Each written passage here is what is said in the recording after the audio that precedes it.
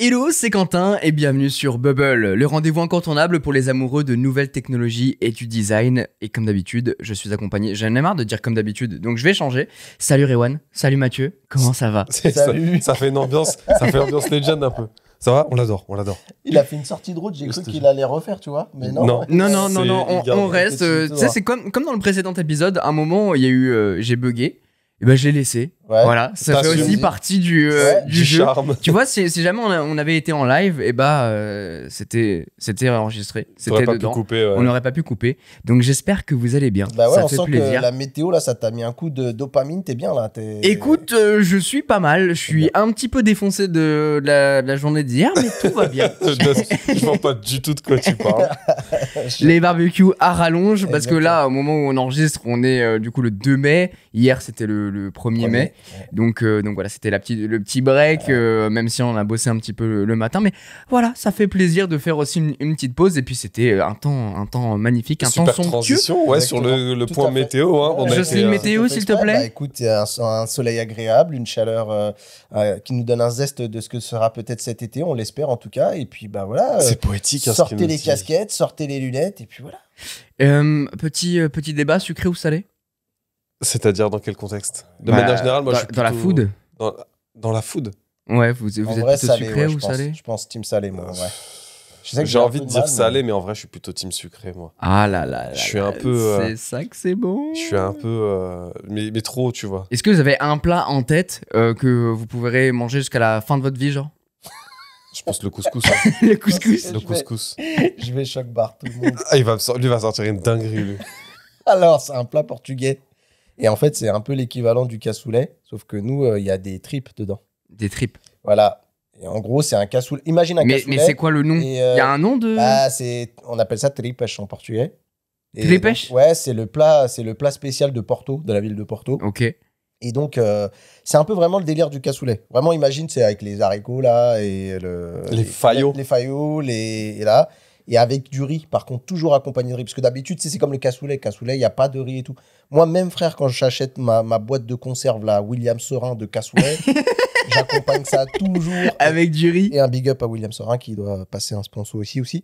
La sponsor William Sorin qui arrive pas. Elle est terrible. Toujours accompagné soit de spaghetti, frère, soit de riz. C'est la base. Le cassoulet spaghetti, c'est pas un combo que je m'attendais à voir. Frère, Ah ouais, là c'est terrible. Le combo spaghetti faillot trip, il est fou, je trouve, en termes de reco. Testez et plus jamais vous revenez en arrière. Mais grave chaud. Eh bah, moi, je suis plutôt sur les crêpes. Team sucré tous les jours. Okay. Et les crêpes, vous pouvez faire ce que vous voulez avec. Voilà, c'est juste ouais, la mais meilleure chose au monde. T'as demandé le plat. Pour moi, les crêpes, c'est un plat, tu vois. Ah ouais, carrément. Ah ouais, non, les galettes. Carrément. Bah, les galettes, mais moi, je suis plus sucré. Mais après, tu peux faire, effectivement, avec des crêpes sucrées, tu peux faire du salé. C'est vrai.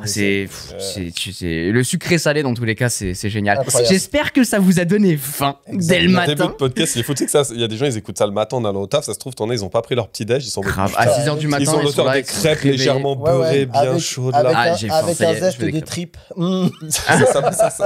Vraiment. Alors, tu vois, je mange de l'andouillette et tout, juste. Visualiser les tripes là tout de suite, ça me fait pas du tout envie. Et vous avez donné des plats, mon gars. J'ai l'impression de donner un plat d'un mec qui a 460 ans à peu près, tu vois. Ouais, les tripes. Ton plat préféré, pot-au-feu.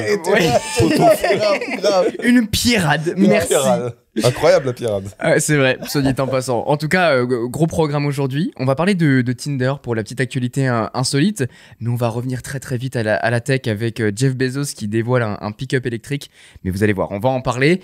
La France accuse la Russie de Macron Leak.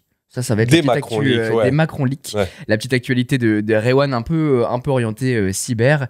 Et on va parler de Neuralink. Ouais. Ah, ça va être un gros morceau. On restait dans la polémique, tu vois, Russie versus France. Et ben, je dis, je vais mettre un peu d'Elon Musk pour se poudrer tout ça. Pour se poudrer. Voilà, un petit peu de Musk pour faire plaisir. Mais notre thème du jour, ça va être les algorithmes qui contrôlent notre cerveau. C'est vrai qu'on est plongé dedans. C'est pas la première fois qu'on parle un petit peu des réseaux, de la manipulation, de la manière dont on aborde les réseaux et comment on peut essayer de maintenir un petit peu, garder le contrôle. Bah, ça va être bien sympa. Un gros morceau. J'espère que vous kiffez. Jingle.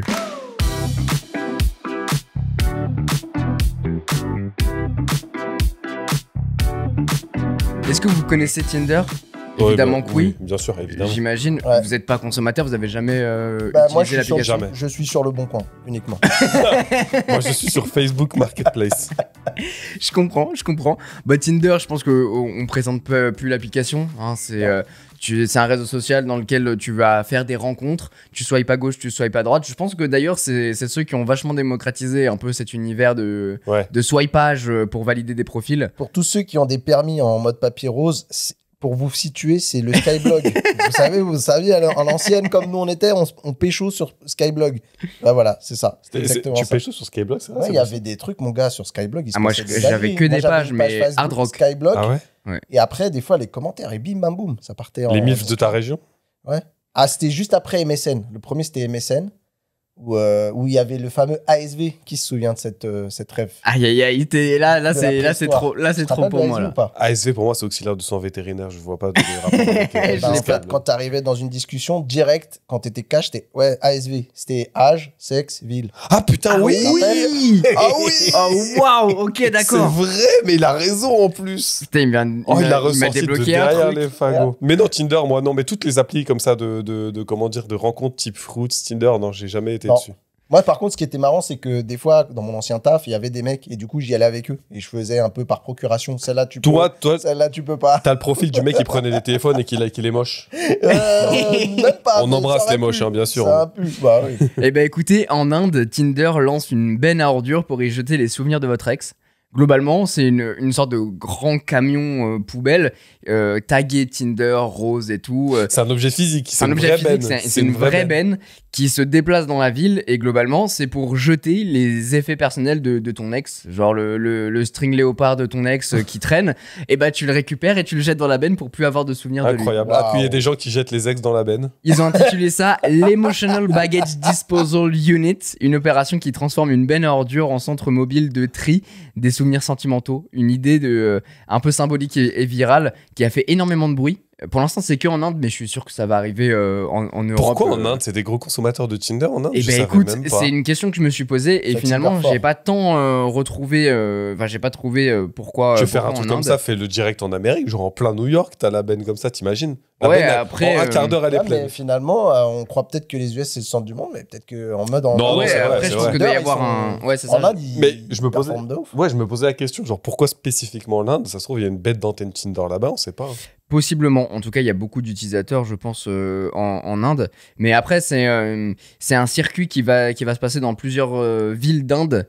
Et voilà, ça invite les gens à acheter cadeaux, photos, peluches. J'adorerais petits qu'ils fassent mots un best-of des dingues qui ont été vraiment, jetés, genre ça serait fou. la robe de mariage, La robe de mariage, le God t'imagines? Michel, mais tu sais, des trucs de. Mais vraiment, je suis sûr parce que les gens ils doivent avoir des souvenirs de ouf.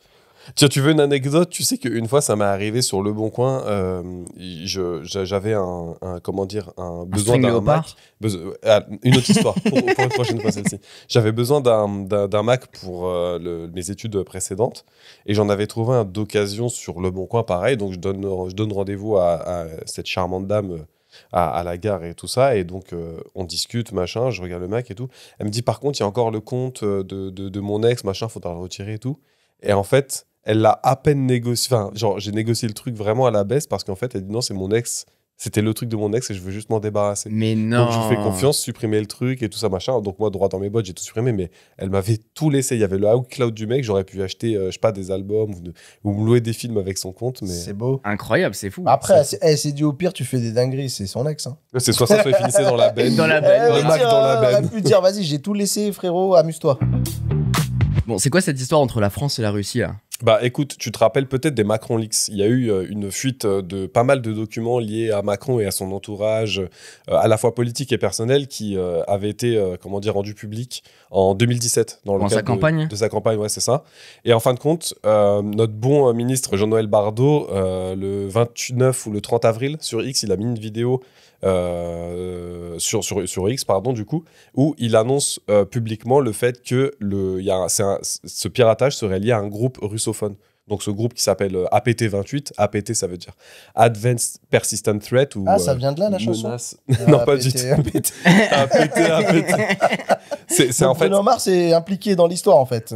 Au niveau cyber, quand il y a pas mal de groupes que tu arrives à identifier de par certaines actions et certains modes opératoires, on les nomme les APT et puis ils ont un chiffre derrière en général. Donc APT28, APT17, on a quelques-uns qui sont célèbres. Et ils ont également des petits noms un petit peu sympas puisque APT28, leur surnom c'est Fancy Bear. Voilà. J'ai cette info, je te la donne. Mais globalement, qu'est-ce qui a été publié Qu'est-ce qui a été publié et pourquoi c'est intéressant, c'est que c'est la première fois que publiquement, il y a quelqu'un de l'État français qui accuse un autre pays de tentative ou d'attaque menée avec succès sur la partie étatique. C'est pas quelque chose qui est technique. On a beaucoup de moyens de savoir que c'est plutôt un pays ou plutôt un groupe de menaces spécifiques plutôt qu'un autre. C'est juste que à partir du moment où tu rends cette info publique et que tu viens le déclarer à tout le monde, tu rentres dans un cadre politique. Tu n'es plus dans un cadre technique. C'est juste, voilà, aujourd'hui, on dit publiquement, on rend responsable la Russie du fait qu'ils ont mené cette attaque, puisque en fin de compte, ce groupe-là, APT28, Fancy Bear, ils sont pas mal dans tout ce qui est déstabilisation, donc piratage lié à des ressources étatiques. Et c'est pas la première fois qu'ils font parler d'eux, puisqu'en fait, depuis... c'est un groupe qu'on estime... qu'on estime qu'il existe depuis 2007, donc c'est quand même, ça remonte assez loin. Ça remonte assez loin, et en fait, ils ont ciblé pas mal d'entités du secteur financier, de l'armement, du secteur économique, de l'aérospatial, donc...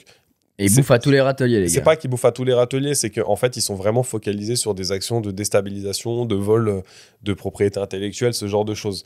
Il y a eu donc, les éléments qui ont été publiés, ça a fait suite aussi à un rapport qui a été rendu public par l'ANSSI, l'Agence nationale de la sécurité des systèmes d'information, qui a rendu public son rapport d'investigation avec des attaques qui sont survenues entre 2021 et 2024. Et derrière, évidemment, la réaction de la Russie et de l'ambassade russe en France, elle ne s'est pas fait attendre, puisqu'ils ont dénoncé des accusations infondées qui ont été attribuées à la Russie avec aucune, donc je cite, aucune preuve de la culpabilité de la partie russe dans les cyberattaques qui lui sont attribuées. Donc en gros, ils disent, vous nous dites que la Russie, on est impliqué dans le truc, vous n'avez pas de preuves, vous êtes juste en train de faire une diplomatie du mégaphone, c'est-à-dire d'essayer d'attiser la haine des citoyens et de la haine de l'opinion vis-à-vis de l'État russe et de la Russie en général. Okay, ouais. Donc tu as un petit peu tout ce jeu politique du bloc à la fois, plutôt américain.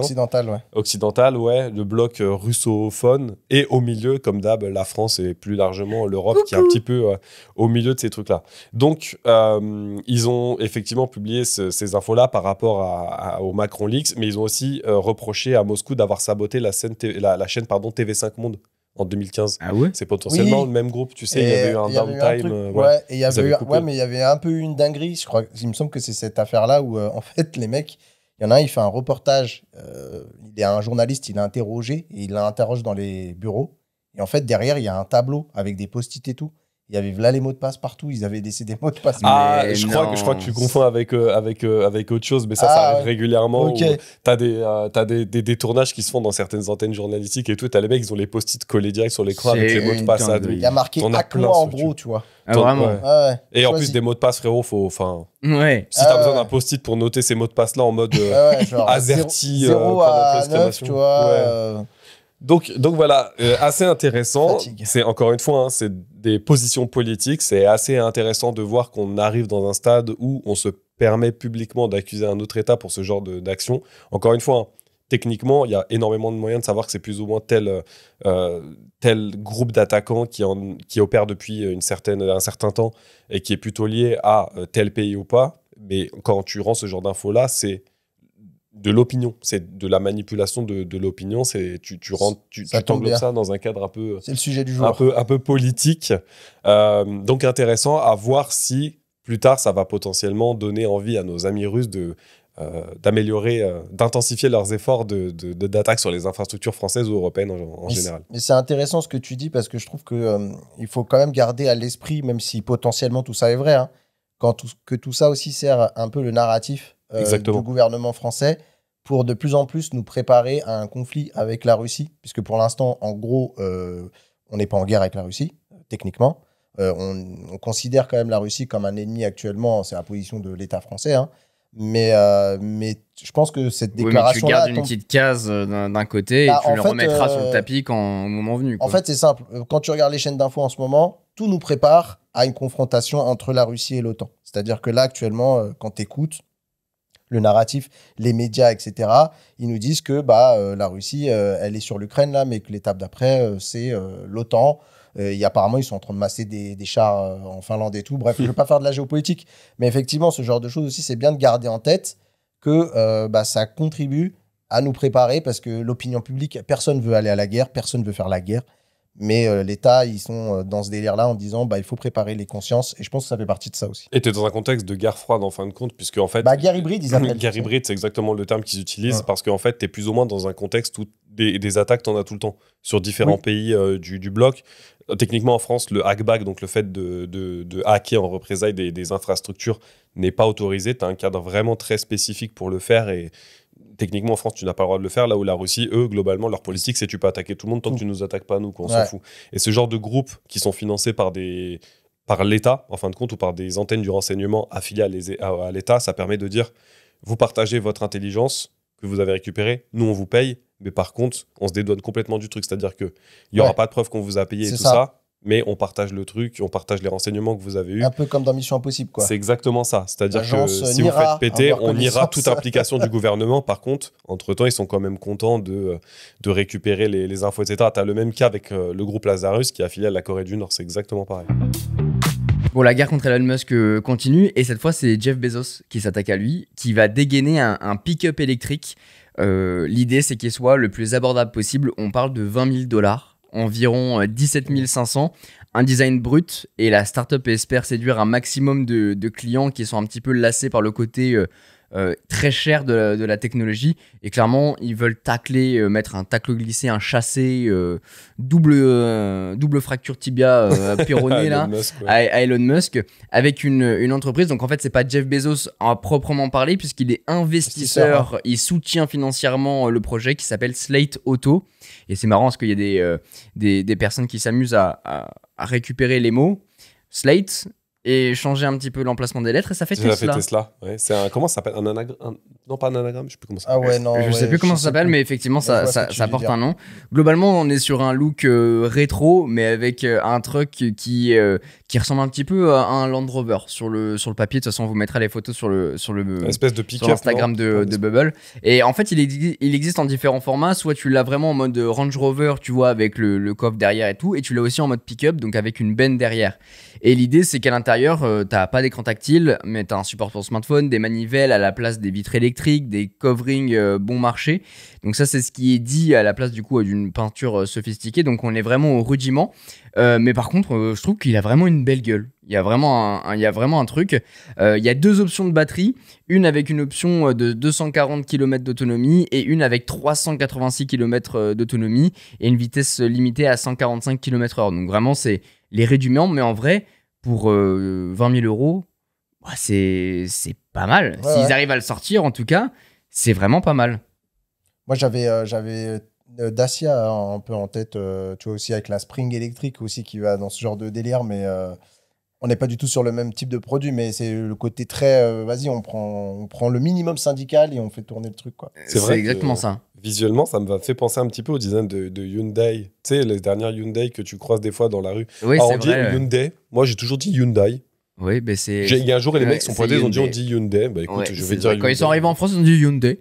Et apparemment, les premières livraisons pourraient être pour fin 2026. C'est pas dégueu. Donc on n'y est pas encore, mais franchement, je trouve que le design n'est vraiment pas dégueu. Il y a un truc, le côté un peu rustique. D'ailleurs, ça me fait un peu penser presque aux voitures des années 80, un peu, notamment les phares. C'est ça, 80-90, on est exactement là-dessus. Donc on a une sorte de sobriété un petit peu cool, ajoutant du rétro. Ça pourrait repousser un peu certaines personnes, mais ouais. Quand tu regardes en fait les photos de loin sur Google, t'as l'impression qu'on dirait une voiture dans un jeu vidéo qui a pas encore chargé, où t'as les textures qui sont en vrai, pas encore, c'est un peu ça, qui sont pas encore complètement affichées. Mais en vrai, je le trouve pas dégueu, moi. Mais je trouve pas dégueu non plus. Et il faut savoir aussi que la grosse guerre de l'électrique, c'est l'autonomie.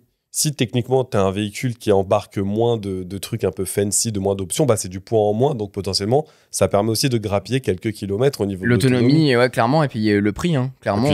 Aujourd'hui, l'électrique, ça reste aussi un gros budget qui tend à baisser un petit peu, mais c'est sûr que dans le marché de l'occasion. Les plus abordables coûtent quand même un billet. Quoi. Tous les entrées de gamme, mis à part tu pars sur les véhicules d'occasion, même nous, l'équivalent qu'on aurait en termes de prix, ce serait la Dacia Spring, qui est la toute électrique, qui était pas loin des 18 000 ouais, tu pouvais, et au tout début, tu pouvais l'avoir aux alentours des 12 000 et tout ça. Je me souviens, même, et à un moment, il l'avait annoncé à moins de 10 000 avec les aides. Moi, je me souviens parce que j'étais en NDA quand j'avais eu cette info-là. Mais c'était ça. Parce que par contre, moi, je me souviens, à cette époque-là, je regardais aussi les voitures. J'avais été voir, tu vois, vite fait chez Renault, une Zoé, c'était genre 20 000 balles. Tu vois. Ah oui, ça coûte cher. C'est ultra cher. Mais Zoé, c'est beaucoup plus haut de gamme comparé à ce truc-là. Donc, en tout cas, il y a clairement une place pour ce genre de segment sur. Je pense aussi. Et pas qu'en Amérique, je sais pas si ça va être vendu qu'en Amérique ou quoi. Alors, pour l'instant, on n'a pas de détails là-dessus. Je pense que clairement, le premier marché, ça va être qui sont beaucoup moins chers. Parce qu'il y a beaucoup de pick-up et tout ça. Après, comme le Cybertruck, il n'y a pas de problème vis-à-vis de la législation parce que bon, bah, t'as pas de truc autonome. Enfin, vraiment, tu repars au rudiment, mais c'est un véhicule électrique avec une autonomie qui te conduit d'un point A à un point B, point barre. C'est ça. Et pour le Cybertruck aussi, le problème de le vendre en France et en Europe en général, c'est nous qui l'avons vu physiquement. Le truc, si jamais tu tapes à pied-toi avec, tu le découpes. Il n'y a pas de... Comment dire, nous, on a des législations sur, tu sais, le fait de si tu tapes un mec, il doit rouler par-dessus, pas passer en dessous, tout un tas de trucs pour la protection des gens en général. Là, c'est des tranches de métal, c'est un thermomix. C'est de l'acier inoxydable. Voilà, clairement, c'est hyper saillant. Il pourrait être dans The Boys le truc. Je te jure. Donc là, non, exactement. Avec ce pick-up là, globalement, mais ça je pense que ça pourrait le faire. Pour aussi dire aussi, ça se voit que le design il est très centré américain. Ça se voit. C'est typiquement le truc que les Américains peuvent clairement. acheter, quoi. C'est un peu le Ranger, le Ford Ranger des années 80. Le truc qu'on pourrait voir par exemple, et on fait un big up aux gens du Milwaukee qui nous écoutent. Ouais, grave. T'avais regardé les stats. On a regardé les stats et on a vu qu'il y a beaucoup de personnes qui nous écoutent aux États-Unis, donc merci beaucoup. Yes. Je sais pas pourquoi spécifiquement. Ouais, c'est trop cool. C'est très très cool. Merci big up beaucoup. Les gens de Springfield aussi parce que et ouais, donc finalement je trouve que ajouter une place comme ça dans le marché même de l'automobile, ça peut faire du bien à des marques qui se voient un petit peu au-dessus de tout le monde à faire des prix qui débordent et tout ça. Donc ouais, on verra ce que ça donne. Mais en plus, t'as vraiment même nous sur le sol français, t'as vraiment un marché pour les véhicules électriques d'entrée de gamme. T'as beaucoup de gens qui se servent de leur véhicule pour faire des petits trajets urbains. Et en seconde voiture, à côté d'une voiture thermique que t'aurais déjà acheté pour faire des plus grands trajets pour partir en vacances ou quoi. Je comprends pas qu'il n'y ait pas eu davantage d'investissement qui aurait été fait sur... J'ai l'impression qu'il n'y a que Dacia et sinon c'est Tesla automatiquement. Je suis assez d'accord. Ça, c'est fou. J'ai entendu parler, et tu vas nous expliquer tout ça, que Neuralink obtient le label révolutionnaire de la FDA. Ça veut dire quoi? Ouais, alors en fait, bon, déjà c'était un peu la traduction du titre, mais en fait, tu sais, il y a la FDA, donc qui s'appelle la Food and Drug Administration, et drug, rien à voir avec la drug que vous pensez. Oui, c'est les médicaments. Les médicaments, voilà. Aux États-Unis. Et en fait, du coup, Neuralink, donc qui est la société d'Elon Musk, qui est une société basée, qui fait de la neurotechnologie. C'est cette fameuse puce qu'on veut nous mettre dans le cerveau pour tout un tas d'usages, qui peut être à la fois, parce que bon, c'est du Elon Musk dans le texte, donc du coup, il spectre très très large sur les usages. On en a parlé un petit peu dans le précédent épisode, justement sur les futures tech. On vous invite à aller l'écouter pour en savoir plus. Exact. Donc, très clairement, ça peut aller d'aide médicale, des personnes en situation d'handicap ou qui ont eu des accidents ou peut-être qui sont nés avec des problématiques genre la cécité ou des choses comme ça, jusqu'à... Alzheimer, des ouais, bien sûr, ouais. Mais Elon Musk, je pense qu'il a une vision sur ce truc-là qui peut aller de ça jusqu'à presque de l'entertainment. Entre les deux, tu as l'augmentation parce que, tu sais... alors, vu que Elon Musk, maintenant, il change de braquet un peu tout le temps, c'est dur à suivre. Mais moi, pour avoir couvert un peu le sujet à une époque, le gars était persuadé que l'IA allait nous détruire, entre guillemets. Et en gros, Neuralink, ça faisait aussi partie de la solution. C'est-à-dire que pour contrer l'IA, pour lui, il fallait que l'humain s'augmente pour pouvoir faire face si l'IA dérape. Et en gros, donc, c'est un sujet qui avance depuis longtemps. On a pu voir pas mal de tests qui ont été faits. notamment sur les animaux, sur lesquels des fois ça a un peu posé problème en termes de bien-être animal, etc. Mais on a pu voir des choses assez dingues où tu avais, je crois, il me semble que c'était un singe, alors c'est pas vraiment un singe, je le dis très mal, mais tu sais, un chimpanzé, ou je sais plus trop c'était quoi l'espèce, pardon, mais qui arrivait à jouer à un Pong par la pensée. En fait, en jouant via la puce. C'est un truc qui est resté pendant très longtemps où on attendait de voir quand est-ce que l'humain allait pouvoir bénéficier de cette puce. Il y a eu déjà le premier implant sur un humain qui est tétraplégique et tout de mémoire. Ils l'ont déjà fait, ça? Ouais, ils l'ont fait, ça Ok. y est. Il y a eu un premier patient qui a été implanté avec des hauts et des bas, c'est-à-dire pas mal de choses de réussite où le gars maintenant peut contrôler un clavier par la pensée et tout ça. Donc ça, c'est très très cool. Il a retrouvé une certaine petite autonomie avec cette Sur puce-là. certaines tâches, ouais. Exact. Mais là, ils viennent de passer un nouveau cap, puisque, en fait, comme tu le disais par le titre, il a reçu la désignation de Breakthrough Device. Donc, nous, dans la traduction, on dirait genre révolutionnaire ou Ouais, en tout avancée cas, majeure. voilà, un truc comme avancée majeure qui a dépassé Percée. certaines limites, une percée exactement. Je pense que c'est le terme le plus adéquat. Et en gros, l'implant, il a réussi à aider des patients qui sont atteints de pathologies comme la sclérose latérale amyotropique, des gens qui font de l'AVC, une lésion pardon, de la moelle épinière ou une paralysie cérébrale, la sclérose en plaques ou plein d'autres troubles neurologiques cette puce-là leur a permis apparemment, enfin, les tests ont montré qu'ils peuvent retrouver le moyen de communiquer avec nous grâce du coup à la puce. Alors, pour l'instant, c'est seulement des tests cliniques qui ont été montrés. Il faut savoir qu'en gros, ce qu'il faut retenir de la news, c'est que le terme attribué par la FDA, donc le Breakthrough Device, ça va juste permettre d'accélérer notamment tout ce qui est développement, évaluation, examen. En fait, en gros, ça donne un petit coup de boost. Ils donnent un step supplémentaire. Voilà, quoi. Mais ils ont des exactement. financements, je sais pas, avec l'État ou un truc comme ça? Ou non? Pas à ma connaissance. Je sais que tu vois, par exemple, chez SpaceX, côté Elon Musk, ça, oui, Oui, c'est beaucoup. financé avec la C'est de NASA. ouf, voilà. Niveau Neuralink, je suis pas certain, en tout cas. Quoi qu'il en soit, je sais qu'à chaque fois, Elon Musk, il reprend la parole à chaque fois pour faire des points sur Neuralink et d'essayer d'attirer aussi un max de cerveaux dans la boîte. Mais quoi qu'il en ça. soit... Elle est bonne. Ah oui, Bonne blague. les cerveaux. Ouais, les cerveaux. Ah oui, Neuralink. T'as fait une pardon. blague sans t'en Ouais, rendre compte. non, écoute... Il m'a regardé comme un fou. Il était trop concentré. J'étais- Waouh! Ouais, j'étais de ouf, j'étais concentré du coup. Ils mettent des cerveaux dans la boîte pour mettre la puce dans le cerveau. C'est le schmilblick. Tout à fait. Tout à fait. Pardon, je m'excuse. Non, mais je vais essayer de rebondir après ça. Tu peux prendre. Voilà. Attends. On peut pas être tout le temps à son prime. Hein. Je m'excuse, je suis un poil malade en plus. Non, mais moi aussi, du coup, j'étais tellement absorbé parce que j'ai tellement, tu vois, je vais tellement être solide sur mes appuis pour traiter la news que. J'ai du coup, niqué son flow. J'ai vraiment sorti de son truc, pardon. Toutes mes excuses. Je me tais. Mais en gros, donc du coup, d'avoir ce petit tampon-là va permettre, comme je l'ai dit, d'accélérer l'adoption, quoi, même la mise à disposition, que ce soit aux patients ou au service médical. Il reste encore beaucoup d'étapes. Mais c'est, on va dire, une petite victoire pour Neuralink.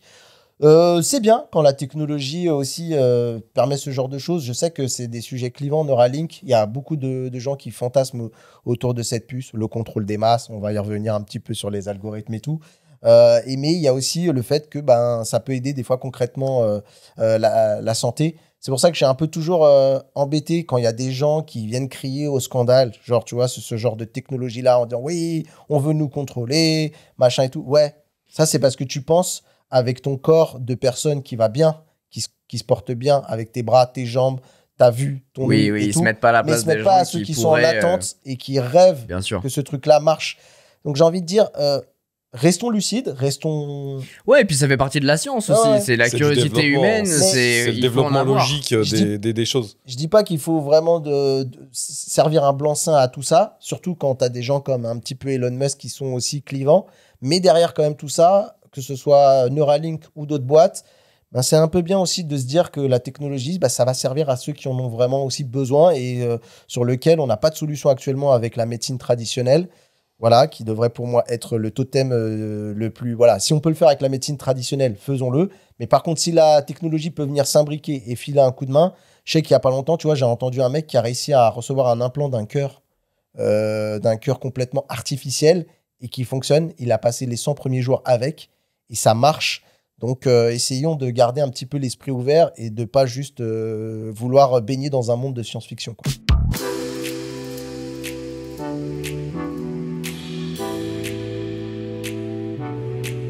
Est-ce que les algorithmes contrôlent notre cerveau? Ça paraît exagéré, et pourtant, je suis sûr que vous êtes comme nous, à scroller, à cliquer partout, à liker des trucs, et même qui anticipent, qui calculent, qui optimisent le contenu qu'on regarde quotidiennement pour capter notre attention, ton attention. On pense consommer du contenu librement, mais en réalité, c'est peut-être des intelligences artificielles, ou tout du moins cet algorithme dont on parle, qui choisissent ce qu'on a envie de voir, ce qu'on pense, et parfois même ce qu'on croit vouloir regarder. Et le pire, c'est qu'on adore ça.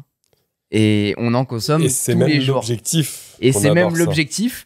Mais est-ce que les réseaux sociaux reflètent le monde ou pas dans lequel on vit? C'est aussi une question qu'on peut se poser. En tout cas, c'est le sujet qu'on a choisi d'aborder avec vous aujourd'hui. Est-ce que les algorithmes contrôlent notre cerveau? Pour donner une petite anecdote, généralement, on est entre 3 et 4 heures de temps d'écran par jour. C'est aussi un thème. Je sais pas, vous êtes à combien là, vous, quotidiennement? Ouais, Vous avez une idée? ça doit être ça. Moi, je pense que je suis dans cette moyenne-là. Je consomme beaucoup de YouTube, tu vois, j'écoute beaucoup de trucs, même des fois en fond. Donc, je regarde pas forcément tout. J'écoute beaucoup. Mais ouais, je dois être sur cette moyenne-là. Et d'ailleurs, pour donner un peu de l'eau à tout le monde, je sais pas, Rewan, ton côté, les stats, tu sais à peu près combien de temps d'écran tu fais? Alors, dans le cadre pro, de 8 heures par jour, hein, c'est mon taf. Après, dans tout ce qui est divertissement, je suis pareil que toi. Je consomme beaucoup de YouTube le soir, pendant que je mange, en général, c'est vidéos, etc. Donc, je pense que je dois être à... Si je compte Insta, YouTube et tout, je dois être à 3 heures par jour, je pense. Ouais. Un truc comme ça, à mon avis. Ouais. Eh ben écoute, c'est exactement... Toi, c'est ta moyenne aussi, Quentin? Ouais, moi je suis autour des 3h30. Ok. Voilà. Mais toi, c'est pareil. En plus, le fait que ce soit dans la création de contenu, ça va forcément biaiser un peu les stats. C'est clair que ça biaise un peu les stats. Je sais pas. Je pense que vraiment ça aide parce que des fois, c'est juste aussi nous en tant que consommateurs lambda. C'est aussi, à quel stade t'es dans la veille, à quel stade t'es dans le divertissement. C'est ça, il y a de la veille, il y a juste du scrollage, Oui, bête et débile. Oui, voilà. on est des créateurs, mais aussi on est des consommateurs Bien aussi sûr. avant C'est tout. ça. Des fois, donc, Et bien, pourtant, on est exactement dans la même stat que les jeunes âgés de 7 à 19 ans, qui passent en moyenne C'est 3 heures et 7 11 à minutes 19 par ans. jour. De 7 à 19 ans, ils passent 3 heures 11 minutes par jour sur les écrans. Ouais. Et c'est une étude qui a été citée par Le Monde. C'est chaud. ouais, c'est ouf. Alors, C'est c'est chaud. quand même une tranche assez large, mais à partir La de tranche 7 est large, ans, mais à partir de 7 ans quand même. Moi, j'ai un peu de... Alors, je juge pas... Je les crois parents. d'ailleurs que l'État français a mis, s'est positionné là-dessus en Je sais qu'il y a- disant qu'ils veulent que les jeunes aient accès aux écrans le plus tard possible, mais genre à 13 ans, tu vois. Je suis pas... En fait, bon, je suis pas parent ou quoi, mais ma position avec ça, elle est assez, assez ouverte. C'est-à-dire que il faut être dans la consultation. Tu vois, il faut être dans l'accompagnement de ces usages-là parce que tu peux pas juste restreindre un enfant à l'utilisation de ces moyens-là à l'heure actuelle tout le temps à passer au domaine du numérique. Là, il y a pas longtemps, l'État il est en train d'imposer les factures numériques. Il y aura plus de factures papier, ce sera tout par email ou par tout autre support numérique. Bon, heureusement, les enfants de 7 ans ne traitent pas les factures. A priori, A priori, c'est pour bon. acheter des carambars, ça devrait aller, quoi. C'est quoi votre adresse mail, s'il vous plaît? Non, mais ce que je veux dire, c'est qu'en fait, tout tend à se numériser. Bien que ce sûr, soit l'information, oui. etc. Donc, tu peux pas juste couper l'accès. Par contre, tu peux les accompagner sur, voilà, ça, c'est des sources qui sont dangereuses. L'écran, ça te soustrait pas à la vraie vie, ça te soustrait pas de l'activité physique, plutôt que de dire non, je donne un... Il y a un vrai contrôle à garder. Après, c'est sûr qu'il y a aussi beaucoup de trucs pour lâcher un petit peu du lest, avoir la tranquillité d'esprit. Il y en a beaucoup qui font ça. Après, c'est ça. Typiquement, pour être typiquement la cible, des fois, tu as besoin de faire à manger. Tu peux pas avoir les enfants dans l'EHPAD. Je sais que certains te diraient oui. Les enfants dans l'EHPAD, j'ai cru qu'il avait dit. Je suis pas encore. Hein. Non, mais tu pitié. Mais par contre, tu vois, fatalement, il y a des moments où tu as besoin de faire des choses sur lesquelles tu sais que si tu dis d'envoyer ton enfant dans sa chambre et de machin, c'est pas magique. L'enfant, il va pas aller. Ah, tiens, oui, je vais aller jouer avec mes petites voitures et machin. C'est happé par l'écran direct. Il est toujours collé à tes pattes. Et en fait, tu te rends compte que le seul moment où tu arrives à te déglutiner, où l'enfant, il arrête de venir te voir constamment, parce qu'il y a des enfants qui arrivent à jouer tout seul. Et ça, moi, tu vois, j'ai connu ça avec mon premier, où je pouvais le mettre dans sa chambre et il savait jouer tout seul. Et t'en as un autre, par exemple, mon second, c'est mort. C'est mort. Il joue pas tout seul, quoi. Tout simplement déjà parce que je pense qu'il a grandi constamment avec nous et son frère. Donc déjà, il est plus habitué à avoir une présence quoi qu'il en soit. Et donc, du coup, il a toujours besoin d'attention, de faire participer quand il joue. Donc, si toi, tu n'as pas le temps, malheureusement, pour pouvoir un peu souffler ou pouvoir faire une activité dont tu as besoin d'être tranquille, tu es obligé un peu de passer par là, quoi. Et c'est rigolo parce que le côté, comment dire, où tu parlais avec, tu sais, le côté je sais jouer tout seul, je peux faire preuve un peu d'imagination, c'est un truc que je trouve qu'on a vachement perdu avec tout ce qui est application comment dire, de divertissement type Insta, etc. Où à l'époque, tu étais en mode, ouais, je peux imaginer un truc, je peux faire, je sais pas, mes Lego, je peux faire mes petites voitures, comme tu disais, machin. Après, Maintenant, tu as la consommation qui est hyper fast-food, qui est enrichie du coup avec les algorithmes qui te proposent en permanence du contenu que tu es susceptible d'apprécier et qui t'affranchit un petit peu de ce travail de « Ah, je vais, moi, essayer de développer quelque chose intellectuellement ou comment dire, imaginairement, si ça se dit, pour faire ma petite histoire comme on pouvait le faire à l'époque. » Après, attention à pas rentrer dans le... Et moi, le premier, je suis un peu comme ça, hein, de rentrer dans le passéiste en disant c'était, ouais, avant, ça avait... Avant 2 morceaux de bout de bois. Ouais. Ça... Non, il y a des phases où on se faisait moi, chier petit, comme des c'était rats jeu morts. aussi. Hein, moi, Et pareil, à l'époque, par exemple, moi, enfant des années 80-90, on avait déjà aussi la télé, quoi. Alors, Oui, bien certes, tu étais contraint de regarder ce qu'on te proposait et c'est plus comme maintenant où tu as un choix. Tu devais être à l'heure devant la télé voilà. pour regarder ton dessin animé. Mais par contre, je connaissais aussi des enfants à une certaine époque qui pouvaient regarder l'inspecteur d'Eric juste pour être devant la télé alors que il fallait les images qui bougent, on s'en fout du contenu. Ouais, les gens ils se mettaient devant la télé et puis ils étaient passifs, quoi. C'est-à-dire qu'ils regardaient ce qu'on leur donnait. Donc je sais pas si on sait pas faire preuve d'imagination, mais en tout cas je le vois quand même. Mon gamin, quand il joue, il arrive quand même à se créer son univers et tout ça, mais fatalement le problème, je pense que c'est pour nous une facilité de plutôt à un moment dire bah tiens, prends l'iPad là, regarde. Mais pour moi, c'est devenu notre univers aussi. Enfin, au bout d'un moment, il faut aussi se rendre à l'évidence que c'est le monde dans lequel on vit. Et je voulais juste rajouter aussi un truc, c'est que on se rend pas compte, mais nos enfants sont quand même très, c'est des éponges. Ouais, ils sont très Et malades. quand en fait nous on est là à dire à nos enfants ouais non, tu sais, parler entre nous, dire ouais moi mon enfant pas d'écran et tout. Imagine ton gamin qui te voit constamment avec ton téléphone dans les mains. Et en fait, du fois, il y a un peu aussi de mimétisme en disant attends, lui, il est 4 heures sur son tel par jour à regarder du TikTok et tout. Donc, fatalement, ils veulent aussi imiter ce qu'ils voient.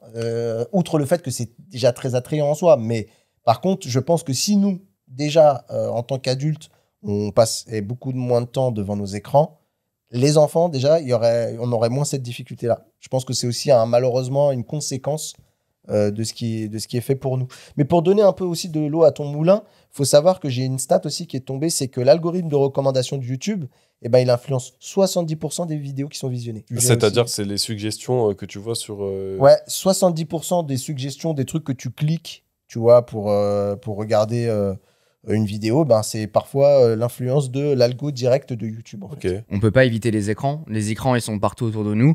Comme les réseaux, ils sont là. Et c'est vrai qu'on est sur une sorte de dépendance aussi énorme, que ce soit pour les enfants ou même pour nous. Et les algorithmes, finalement, les réseaux exploitent cette faiblesse un petit peu mentale où on a envie un petit peu de se laisser aller par moment. Je pense qu'il y a 2 choses à regarder. Il y a à la fois les algorithmes qui vont te proposer des choses sur les réseaux, sur YouTube, sur Instagram, peu importe. Et il y a aussi la faiblesse de nous qui sommes en permanence obligés d'aller retourner sur les réseaux. Je pense qu'il y a 2 axes un petit peu à regarder. Et puis, clairement, les applications ont été designées, ont été pensées un petit peu pour raquer notre attention. Il y a ce côté, en fait, dopamine. En fait, t'as une gratification immédiate. T'es là en mode, ok, j'ouvre l'application, je sais que mon cerveau va directement être happé et je sais pas si ça vous arrive aussi. Il y a des moments où en fait t'es sur une tâche X ou Y qui peut être contraignante, chiante ou même difficile. Et pour essayer de t'échapper de ce truc-là, tu vas saisir ton téléphone pour aller sur les réseaux. Et c'est un moyen de ton cerveau de se dire, putain, là je suis confronté à un problème. Et je vais détourner le problème pour aller m'évader 2 minutes, récupérer ma petite dose de dopamine, et ensuite, je vais essayer de me reglisser dans mon problème après. Et c'est un truc qui arrive très souvent. Ça m'arrive ultra régulièrement et c'est un truc que je combats. On en avait parlé dans un des épisodes, mais en gros, je sais que pendant la journée, pendant mes heures de travail, je bloque les applis de réseaux sociaux, les notifs, etc. Donc je ne peux pas, à moins que Je dis à mon téléphone, fais-moi une dérogation. Je ne peux pas aller sur les applis de réseaux sociaux parce que je veux me concentrer sur le taf. Parce que le réflexe d'aller, comme tu l'as dit, d'aller quand tu as un problème et que tu es concentré dans un truc, mais que tu n'es pas en stade de flow, tu n'es pas concentré au point d'être complètement happé par la tâche, à pu avoir la notion du temps, mais tu te rends compte, et en général, c'est sur les tâches que tu n'as pas envie de faire. Ouais, là, c'est ça. effectivement, tu chopes ton téléphone et tu es en mode, putain, juste 2 secondes. Tu le fais même inconsciemment, c'est-à-dire que c'est le réflexe d'aller choper le téléphone qui est posé sur le bureau, c'est terrible. Et sur la partie que tu disais, les applications sont designées pour, comment dire, nous garder. Il ne faut pas oublier que le besoin de base, c'est faire de l'argent, c'est tout.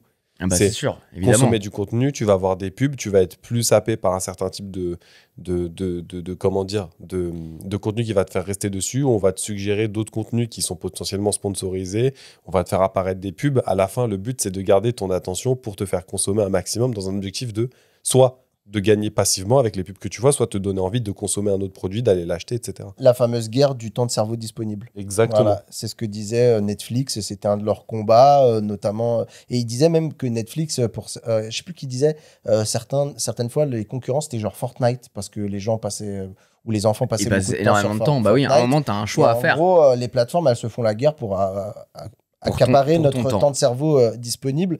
Et ça, c'est vrai que je trouve que c'est aussi parfois le problème qu'on a avec cette lecture qui est faite par certaines personnes qui pensent que tout est théorie du complot, tout est fait pour que on nous façonne notre manière de penser. Et en fait, non. En fait, les plateformes, elles sont là avant tout pour justement, ce que tu disais, occuper notre temps de cerveau disponible pour nous placer de la pub qui, on l'espère pour les gens qui sont des annonceurs, passe à un acte d'achat typiquement. Et c'est vraiment plutôt ça qu'il faut le regarder. Bah, c'est sûr qu'il y a les likes qui nous permettent d'avoir ce truc-là, un peu de dopamine. Et moi, il y a ce qui me saute surtout aux yeux, ça va être les strikes maintenant. Comme tu peux avoir sur Duolingo ou sur Snapchat, où tu vas te dire, bah en fait, je suis obligé de retourner sur Snapchat pour ensuite faire une photo pour garder mes flammes. Je suis obligé de retourner sur Duolingo aujourd'hui pour continuer ma série et mes strikes. Les fameuses notifications incessantes, quoi. Alors, c'est pas ça, c'est le fait de dire, comment dire, alors Duolingo et Snapchat, je vais en parler 2 secondes parce que je trouve que c'est pas tout à fait le même cas, mais dans les deux, c'est en gros, tu dois y aller quotidiennement pour garder ta lancée en fin de compte. Exactement. Et en fait, donc ça te fait retourner sur l'application continuellement. C'est comme ça qu'ils créent de l'engagement, c'est en mode sois fier de toi parce que t'as loupé aucune séance d'anglais quotidienne depuis genre 150 jours. Et c'est d'ailleurs un peu même le cas pour nos mondes connectés, ça joue un peu là-dessus avec les cercles à remplir. Avec les cercles, ouais. Bah, c'est ce côté un peu gamification qui est ultra forte. Ouais. Et d'ailleurs, le jeu, on en parlait avec Fortnite, c'est un truc qui revient énormément sur les applications parce que ça marche beaucoup. Il y a un truc tout bête, mais quand tu te brosses les dents, il y a des applications, des brosses à dents qui sont connectées à des applications qui, quand tu te brosses les dents, te permettent de faire évoluer ton personnage dans un jeu. Et ça permet à l'enfant de se dire, ah putain, bah ok, je vais me brosser les dents parce que ça va faire avancer mon perso. Mon fils, il se brosse avec Pokémon. Il y a un truc Pokémon comme ça. Où tu brosses les dents et en fait, tu nettoies un Pokémon qui est dans ta bouche, entre guillemets, virtuellement. Et tu le nettoies. Mais ça, c'est génial parce que du coup, ça t'incite à faire la tâche. Ouais. Mais tu vois, pour la partie Snapchat et pour la partie Duolingo, c'est une appli, pour ceux qui connaissent pas, les 2-3 au fond de la pièce, qui te permet d'apprendre une langue globalement. Où tu as des petits cours sous forme de jeu, où tu as des phrases à compléter, où tu as des mots à faire matcher les uns avec les autres. Mais tu vois, c'est un but éducatif, entre guillemets. Tu as forcément des pubs si tu payes pas l'abonnement, etc. Ça, c'est sûr. Mais c'est pas, je suis d'accord sur le principe que ça crée de l'engagement, mais c'est aussi pour la personne pour dire je peux te faire progresser. Par contre, te faire progresser, il faut que tu pratiques régulièrement. Mais on parlait du côté garder le temps. Bah en fait, justement, ils ont trouvé la solution pour dire, en fait, tu vas pas te passer ton temps sur Netflix ou sur un jeu, viens ici parce que à la fois tu vas récupérer ton strike et aujourd'hui tu vas être content d'avoir fait ton onglet et en plus tu vas rester sur l'application. Parce que généralement, quand on va sur ce genre d'application, tu vas faire des exercices, donc tu vas pas rester 2 minutes, tu vas rester plus longtemps. C'est ça. Et c'est ça qui est incroyable. Et là où sur Snapchat, alors moi je suis pas trop la cible, mais effectivement sur Snapchat, quand tu discutes avec quelqu'un quotidiennement, tu gagnes des snaps flammes, je crois que ça s'appelle, et petit à petit ça s'accumule sur les jours où t'as pas parlé. Il y en a, ils s'en foutent en fait de parler, c'est juste, ils vont envoyer une photo limite juste pour garder la flamme. Et ça c'est le côté un peu vicelard du truc, c'est-à-dire que mis à part le flex de se dire, regarde ça fait 100 jours qu'on a parlé, ouais, mais enfin 100 jours que tu as parlé de quoi? Oui, s'il y a des jours où tu envoies juste une photo pour regarder le truc, c'est le côté un peu vicelard et un peu triste. Mais d'ailleurs, on peut en revenir aussi sur les plateformes. Ils ont chacun un petit peu leur technique pour gérer leurs algorithmes. Alors, on sait que c'est très opaque. On n'a pas vraiment beaucoup d'informations, mais on a quelques idées. Typiquement, sur TikTok, ce qui va faire en sorte qu'une vidéo performe ou pas, c'est le fait de l'avoir regardée peut-être même plusieurs fois. Ouais. Instagram, c'est le fait d'enregistrer la publication qui fait que l'algorithme le prend comme un élément qui va fonctionner. Et sur YouTube, pendant très longtemps, c'est le watch time.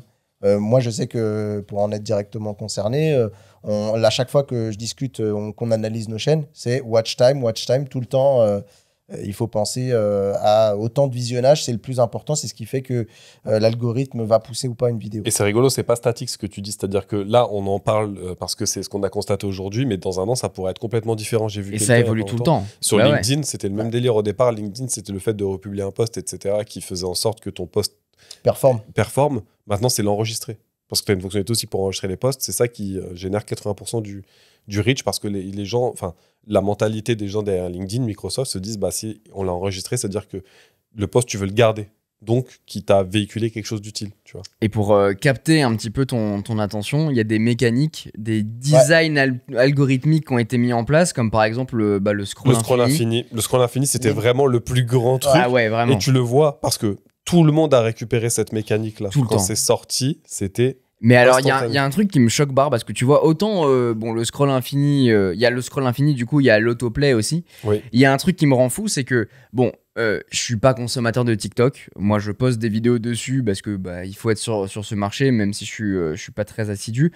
J'ai quand même fait un constat, c'est que quand je suis sur ces réseaux, que ce soit Instagram ou TikTok, qui du coup ont ce scroll infini, et c'est pas les seuls à l'avoir d'ailleurs, je regarde quand même un bout de la vidéo. Enfin, je scrolle pas, tu vois, de manière automatique, quoi, machinalement, quoi. Exactement, je vais quand même rester sur la vidéo, et puis si je vois que la vidéo me plaît pas, je swipe à gauche, et puis je vais regarder un autre contenu. J'ai pas ce truc-là de swipe. Et il y a, je sais pas si vous l'avez remarqué aussi, mais les Michelin dans le métro qui sont là sur leur téléphone et qui swipe vraiment hyper vite, qui balayent. Je ne comprends pas. Mais vraiment, envoyez-moi un message, un DM, expliquez-moi la situation. Je ne comprends pas pourquoi vous faites ça. Tu parles des gens qui sont genre comment dire, qui ne regardent même pas les vidéos, qui juste scrollent ils scrollent, exactement. Mais c'est quoi l'intérêt? Et des fois, ils scrollent, ils s'arrêtent. Tu les vois, ils s'arrêtent genre 30 secondes parce que, je sais pas, ils voient un truc qui les capte. Mais dès que ça sort de leur zone de captation, la sanction, elle tombe direct. Et il y a deux trucs. Est-ce qu'ils font ça machinalement parce que genre ils sont pas réveillés, tu vois, il est 8h30 du mat, frérot, tu me casses les couilles, dans mon truc, me fais pas chier. Ou alors véritablement, c'est leur nouvelle manière de consommer et dire je scroll jusqu'au moment où, comme tu le disais Mathieu, il y a un élément impactant où il se dit putain, visuellement il y a un truc ou quoi, j'ai envie de regarder. Ça m'intéresse pas, je swipe. C'est vrai. Ou même, tu vois, des fois, ce qui les intéresse, c'est les 5 premières secondes ou les 10. Et après, on reviendra sur le côté création. Mais effectivement, c'est le cas. Mais il y a plusieurs comme ça, un type de mécanisme qui existe. Tu parlais du défilement infini. Tu as les notifications, vous en parlez aussi également. Mais tu as aussi le besoin de validation. Le truc dont vous parlez aussi sur Snapchat, le besoin de avoir les flammes à chaque fois, de ne pas perdre le truc. Et aussi, tu as ce truc-là, moi, qui me touche un peu plus directement, c'est la peur de manquer de quelque chose. Le fameux, ce qu'on appelle en anglais le FOMO. Et, manquer, tu veux dire manquer un événement, par exemple, une actualité. Voilà, de toujours être au taquet sur toutes les actualités, d'être au courant de tout le temps et d'avoir peur. Ça, je suis très sujet à ça. Alors ça, c'est un truc fou, c'est un vrai sujet sur le côté je garde mon smartphone. Si on vous dit demain, ok, demain, tu poses ton téléphone sur ta table de nuit, peu importe l'endroit, et tu le laisses ici. Le premier truc qui va nous venir en tête, c'est ouais, mais attends, mais si on m'envoie un message, et si il se passe tel truc, comment je vais être au courant?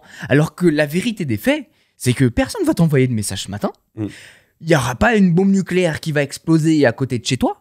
Donc en vrai, ton téléphone, tu peux le laisser. Il y a zéro excuse, mais tu vas fabriquer un truc en mode oui, mais si je rate un truc. Mais ça n'arrive jamais. Mais t'avais pris l'exemple quand t'avais fait ton jour... la semaine sans iPhone. La semaine sans iPhone, ouais.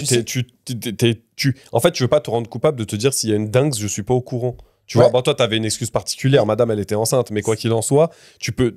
Ce genre de truc, c'est, comment dire, la peur profonde de ne pas être sur l'événement s'il y a une urgence et de pas... Ne serait-ce même pas réagir, juste être au courant. Mais c'est marrant parce que là, tu vois, ces derniers jours, juste avant de faire ce podcast, c'est 2 jours avant, où je crois que c'était ça, peu importe, mais ma meuf a oublié son téléphone en partant le matin.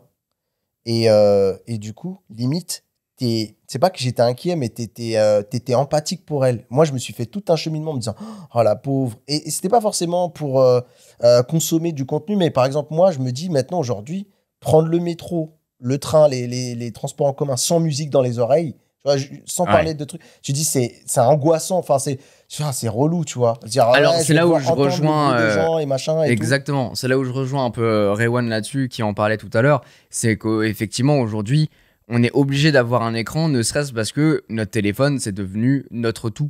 C'est devenu notre portefeuille. Exactement. Ils nous permettent de nous extraire des fois de certaines choses du quotidien, mais ne serait-ce que d'être confronté avec des gens dans les transports en commun. Et moi, je le fais souvent parce que c'est marrant, tu vois, je me suis fait cette réflexion-là. Alors que moi, par exemple, je suis dans les transports, oui, j'ai la musique, entre guillemets, mais c'est vrai que ça m'arrive pas souvent de prendre mon tel et de regarder ce qui se passe dans l'écran. Non, moi non mais plus. par contre, je regarde autour de moi et c'est Ouais. impressionnant. C'est pas que je suis meilleur qu'un autre, mais c'est vrai que je me suis fait cette réflexion-là il y a pas longtemps en me disant c'est impressionnant comment les gens ne se regardent plus en fait. Ouais. Tu vois? Bah moi je mets mes écouteurs dans le métro, mais toujours en mode ambiant pour écouter et avoir toujours une attention, mais pour être dans ma bulle et que les gens, tu vois, m'interpellent pas. J'ai mes écouteurs, en fait, ils savent visuellement que globalement je suis occupé, tu vois. Occupé, ouais. Donc, mais effectivement, je regarde autour, je suis pas sur mon téléphone, sauf si je reçois un message et je dois y répondre. C'est vrai, je suis assez d'accord avec toi. C'est un truc en extérieur, je suis très peu en train de regarder l'écran juste parce que je veux être au courant de. Alerte, je veux être un peu alerte. Si c'est exactement le terme que je veux voir. Par contre, c'est un truc aussi qui m'arrive de faire. Alors, moi, je suis pas en mode ambiant quand je mets les écouteurs. Je suis vraiment en mode, surtout dans les transports, c'est réduction de bruit parce que vas-y, juste écouter le bruit des rails et tout ça, ou le bruit ambiant, ça me gave un petit peu, surtout dans les métros qui peuvent être bruyants.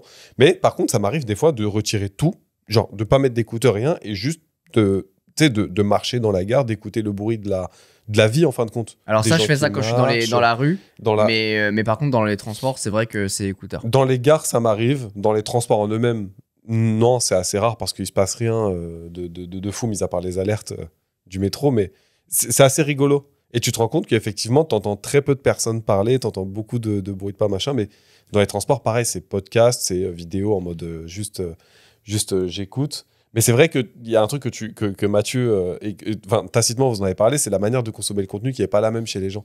Le truc que tu parlais où les gens qui scrollent sans arrêt, en restant même pas une seconde sur une vidéo, sur un short, je ne comprends pas. Mais je veux dire, même moi qui fais partie plutôt des jeunes, je suis en mode, mais je regarde le début et peut-être que ça va pas me contenir. Ça va pas me contenir, ça va pas me maintenir sur cette vidéo, ça va pas m'intéresser.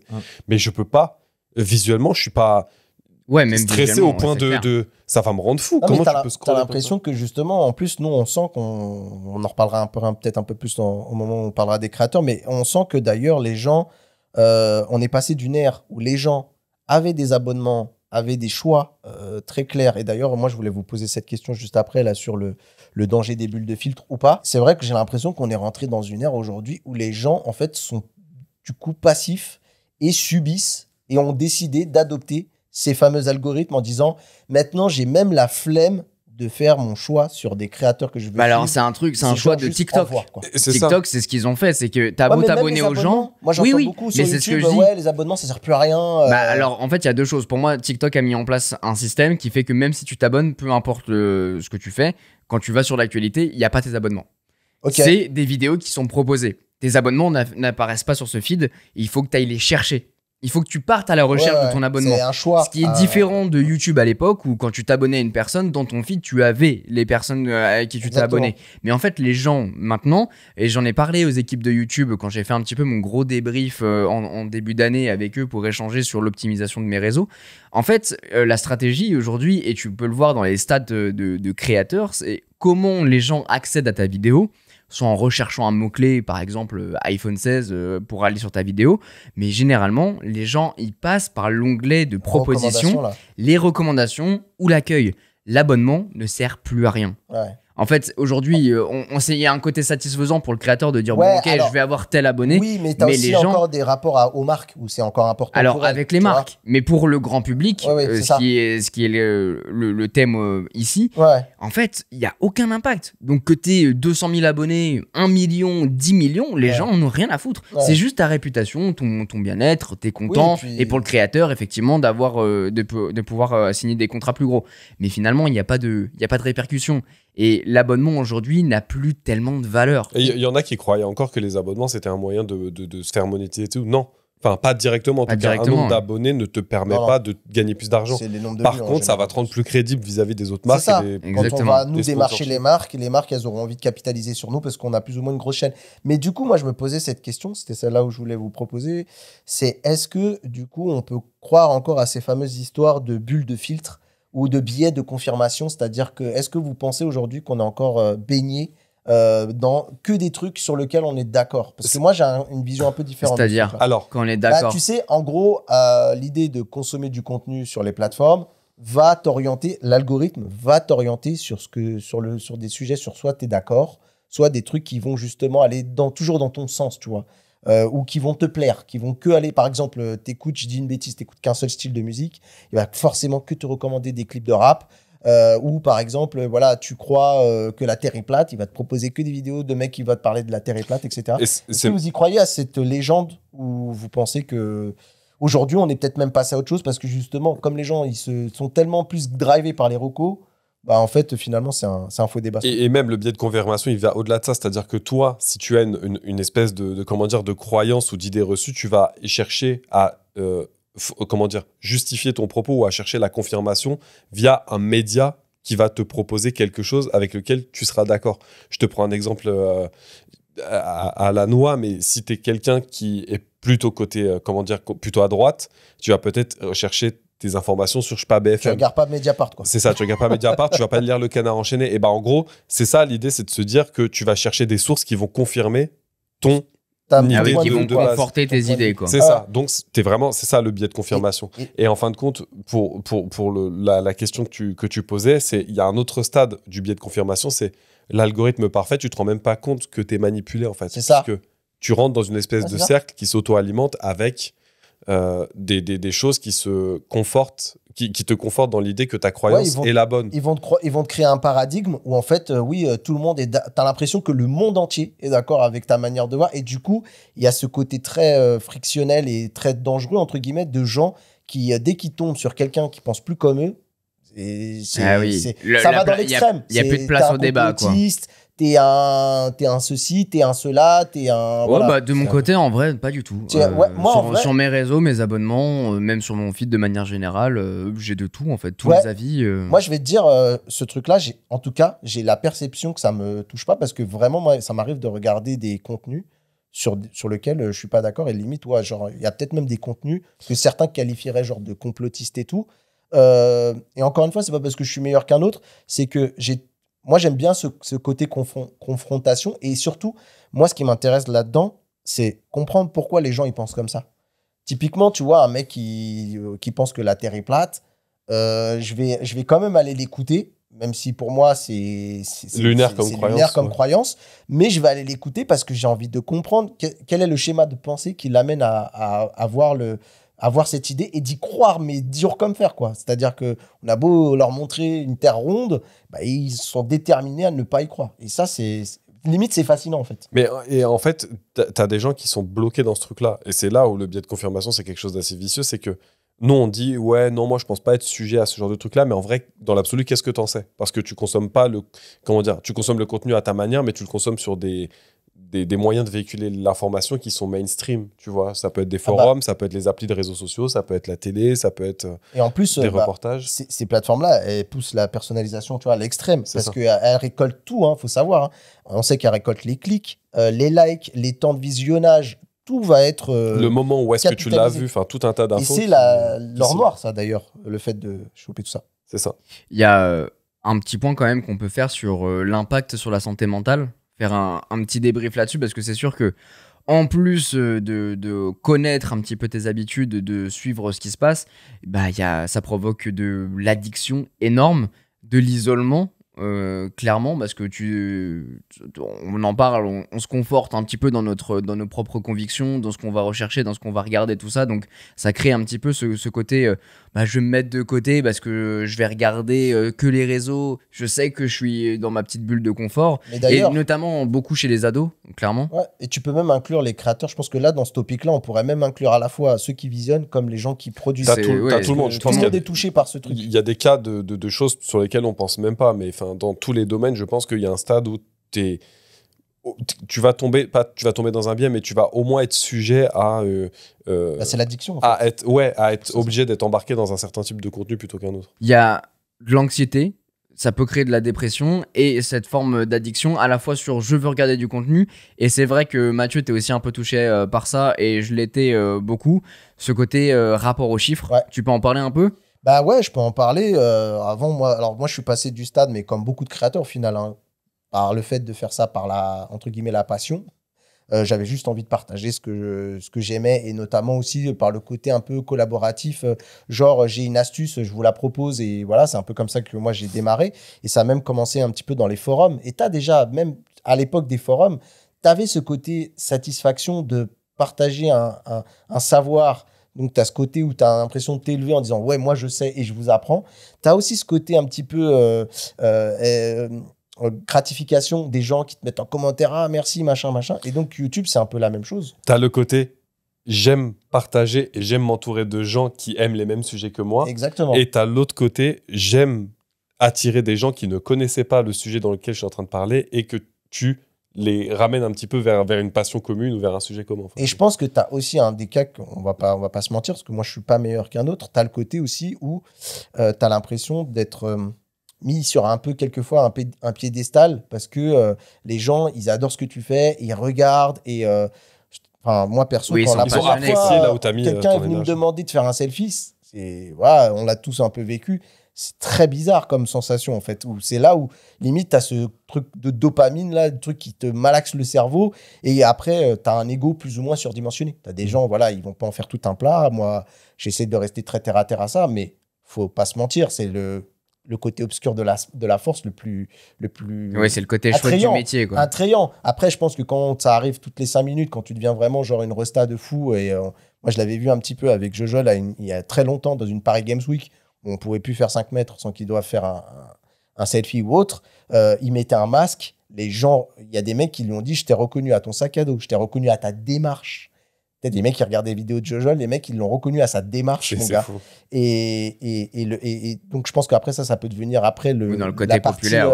Ouais, mais autant au début, je pense que ça peut être cool. Autant au bout d'un moment, quand ça devient trop, c'est comme tout, hein, on se goinfre de tout. Mais pour en revenir à la question des chiffres, bah, tout change au moment où tu commences à vouloir en faire ton activité principale. Et là, on peut en revenir aussi à la fois sur le côté des gens qui regardent et qui vont s'enfermer dans des trucs, peut-être parce qu'ils sont dépressifs. Il y a aussi beaucoup le mood du moment, tu sais. Oui, c'est ça, ouais, le fait que bah, si tu vas pas bien et que tu regardes que des gens qui vont pas bien pour te conforter que t'es pas tout seul, et que voilà, mais en même temps, tu entretiens ce truc-là. Et quand tu es créateur, aujourd'hui, aujourd'hui, très clairement, c'est la thématique de notre podcast. C'est un peu le podcast, c'est l'algorithme qui me tient par les parties. Parce que... Le cerveau, c'est ça. Voilà, exactement, qui me tient par exactement, qui m'attrape le flanc gauche et le flanc droit du cerveau. Hein, t'as compris. C'est comment est-ce que tu veux faire en sorte que toi, le contenu que tu as, sur lequel tu mets du temps, touche plus de monde pour que ça puisse rester ou devenir ton activité principale.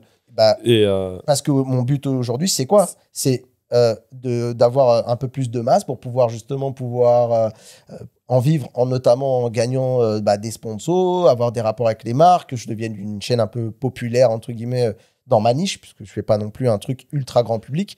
Mais pour en revenir à ce que je te disais, c'est que ça, déjà, tu as ce côté où là, j'ai sorti une vidéo hier, je suis constamment sur mon YouTube Studio. Et tu as ce YouTube Studio, c'est l'application dans laquelle on voit toutes les statistiques. Et tout ça. Et un truc très très cruel, pardon, je me permets de te couper, mais genre maintenant, ils ont mis en place dans cette application YouTube Studio un classement. Donc dès que tu sors une vidéo, tu as un classement des performances de ta vidéo sur les 24 heures en comparaison avec tes 10 dernières vidéos.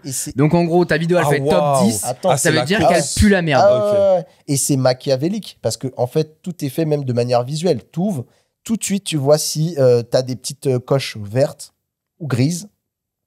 Ça veut dire que tu améliores ton nombre d'abonnés, ton nombre de vues, ton nombre de watch time et tout ça, ou alors tu diminues. Voilà. Et pareil, pour en revenir jusqu'où ils ont été, les salauds, il y a même des feux d'artifice. Tu sais, quand tu es top 1, et tu as l'application, je te montrerai, Rewan, tu as des petits confettis en disant « Waouh, c'était super bon, c'est très bien et tout ». Et aujourd'hui, moi, je résiste encore un petit peu, beaucoup, mais il y a beaucoup de choses qui ont bougé dans ma manière de faire les choses par rapport à l'algorithme.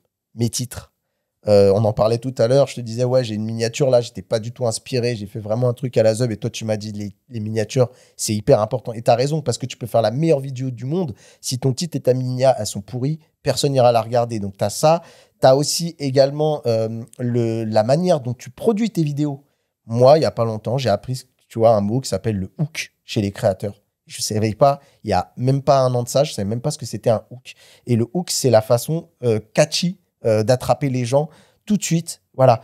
On parlait des gens qui scrollent. Globalement, on dit que tu as 5 secondes pour capter l'attention. Sinon, donc ça s'appelle le hook en anglais. Exactement. On va capter l'attention. Et on se rend pas compte, récupérer. mais 5 secondes par les standards modernes, c'est long. Ouais, c'est long. Moi, je pensais que c'était moins que ça. Et pour te dire, ça a transformé les créateurs au sens large.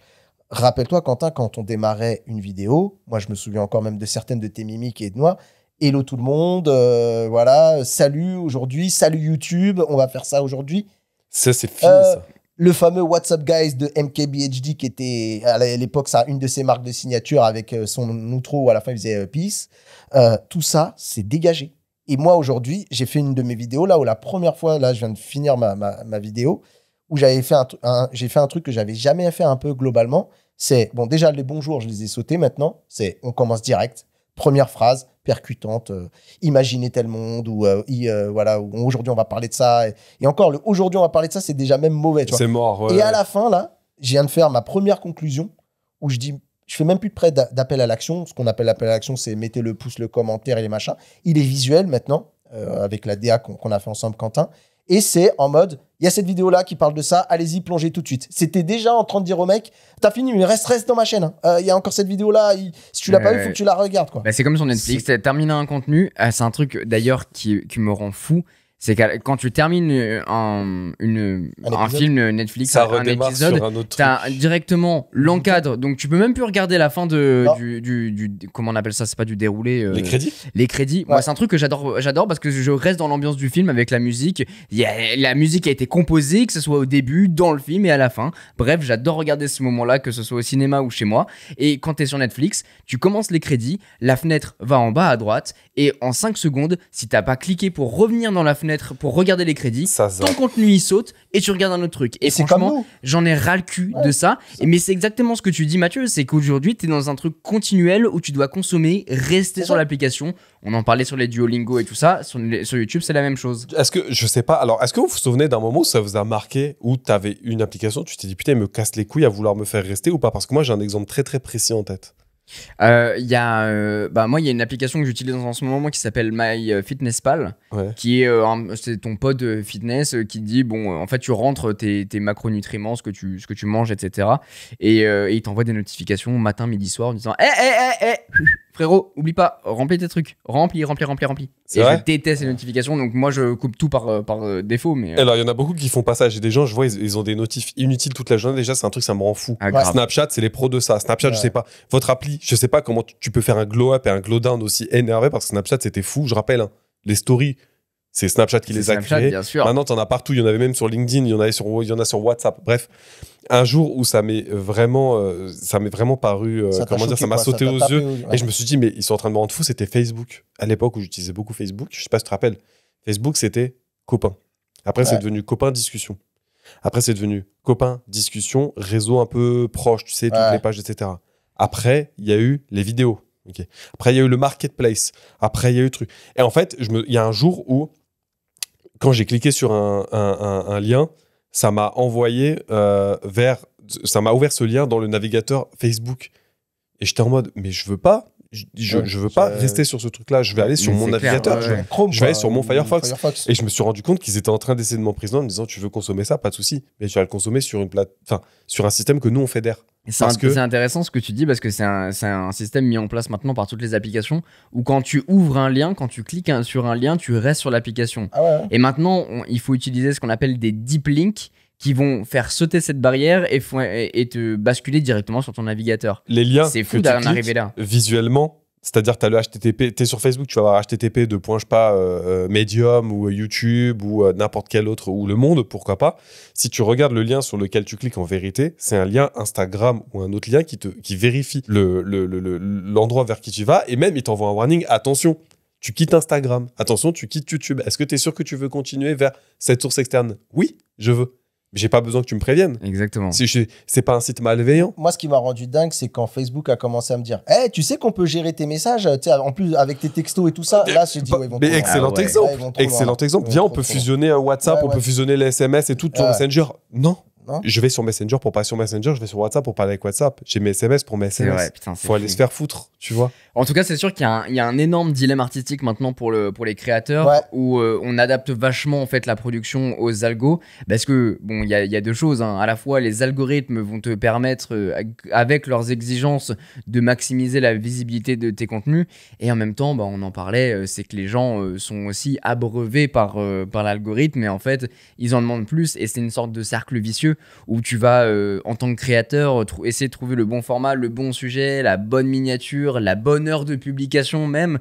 Et en fait, tous ces trucs-là sont aussi régis par les algorithmes. Donc, en fait, il y a un truc un peu pervers de dire, bon, bah, tu crées plus vraiment pour toi, tu crées plus vraiment pour les gens, tu crées pour un nobody, pour un algorithme, pour essayer de l'alimenter avec des actualités, des sujets très très clivants. Tu peux plus rester. Moi, je le fais aussi pour essayer d'atteindre la stabilité financière parce qu'aujourd'hui, mon activité, c'est mort, quoi. Ma monétisation, elle est claquée. Et aujourd'hui, tu vois, par exemple, mon premier réflexe, si à l'époque, avant, je faisais une vidéo en disant tiens, j'ai envie de parler de ce truc-là, soit que tu as vu une actu, soit que c'est un truc du moment, ou que tu as fait un truc sur ton tête, tu dis tiens, je suis sûr que ça peut être cool. Et ben là, aujourd'hui, on dit non, il faut aller sur les tendances. Aujourd'hui, YouTube, ils ont une page d'accueil sur le YouTube Studio qui nous dit inspiration, va t'inspirer. Et en gros, en fait, on nous pousse à recycler des contextes, des choses qui ont performé. Et en fait, on nous dit juste, bah, ça marche, refais-le, tu vois. Et ça, c'est un peu devenu triste parce que ça casse un petit peu le côté originalité, le fameux mood où tu entends beaucoup de gens qui disent « Ah, le YouTube d'avant et tout ça ». Et ben, je vais même aller plus loin. Il y a des études notamment de l'université de Cornell qui montrent que les créateurs issus de groupes marginalisés ou produisant des contenus non conventionnels plus susceptibles d'être invisibilisés par les algorithmes, ceux qui sont très très clivants, ben, c'est les contenus qui marchent. Donc en fait, aujourd'hui, tu peux plus faire du contenu comme tu as envie. Là, c'est un peu compliqué parce que nous, on représente des niches, on n'est pas dans le divertissement, dans les choses comme ça. Donc, c'est sûr que déjà, tu vas te fermer une grande partie du public. Mais ce qui est sûr, c'est que si aujourd'hui, tu veux toucher un maximum de monde et pas être puni quand tu publies pas, quand tu postes pas, des choses comme ça, il faut que tu aies des contenus qui soient très forts, que ce soit visuellement ou que ce soit de par le sujet. Et en fait, c'est ça qui va capter l'attention des personnes. Et c'est un peu le truc, le côté un peu problématique de la chose. C'est-à-dire, je vais prendre un exemple à la con, mais enfin, faut me suivre dans le truc, mais pourquoi est-ce que TPMP, ça a fonctionné à son échelle? Tu vois, tu regardais, t'as l'impression que c'était le zoo. Alors, j'ai jamais regardé, comment dire, plus que ça, mais ça m'est déjà arrivé de tomber dessus. Et c'est pas le genre de contenu que je consomme, c'est pas l'approche que j'aime bien, mais t'avais l'impression que c'était le zbeul, t'arrivais, t'avais toujours une dinguerie sur parce que ça clash tout le temps. Et les gens adorent le clash, comme ils adorent la télé-réalité, parce qu'ils veulent voir des gens débiles qui Exactement. Et c'est là où je veux en venir, parce que là, vous allez me dire, ouais, j'ai pris l'exemple de TPMP, mais n'importe où, quand tu regardes les infos, c'est en mode, ouais, tel truc a pété, il y a eu tel attentat, il y a eu tel... T'as pas des contenus genre, ouais, ça va. Alors, parce que pour garder l'attention des gens, il faut choquer, il faut être percutant. Exactement. Et t'es obligé de les emmener là-dessus, où c'est quoi la prochaine dinguerie, c'est quoi la prochaine bagarre, c'est quoi les prochaines embrouilles de youtubeurs, c'est quoi le prochain... Pour aller à contre-courant de justement cette tendance, sur Instagram, il y a un compte qui s'appelle le Média Positif. Je sais pas si vous êtes déjà tombé dessus, mais ça montre que des vidéos de choses extraordinaires, que l'humain est super, qu'il se passe des vraies belles choses dans la vie, pour contrebalancer justement ces news accablantes, toxiques, où justement tu es obligé de te faire abreuver d'informations dégueulasses tout le temps. Et il y a ce gros truc qui revient où les gens disent « Non mais aujourd'hui, il y a plus de telles choses, il y a plus de ça, il y a plus genre d'attentats, il y a plus de guerres. » Non, il n'y en a pas plus, c'est seulement aujourd'hui on te les montre et tu y as accès très rapidement. Et c'est le côté un peu vicelard, un petit peu pervers de l'être humain, avec ce besoin comment dire, de ressentir des choses, tu vois, d'être un peu choqué. Je suis le premier à être fou sur la route quand il y a un accident et que ça crée un bouchon parce que les gens regardent l'accident.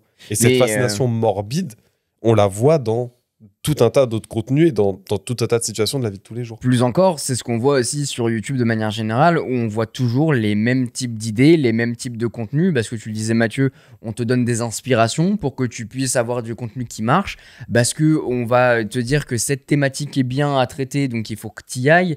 En fait, On te force le aujourd'hui, pas. exactement, aujourd'hui quand tu regardes, tu dézoomes un petit peu sur le YouTube Game, bon bah je peux te prendre un exemple très con, mais aujourd'hui les vidéos qui marchent, c'est j'ai testé des restaurants 1 étoile.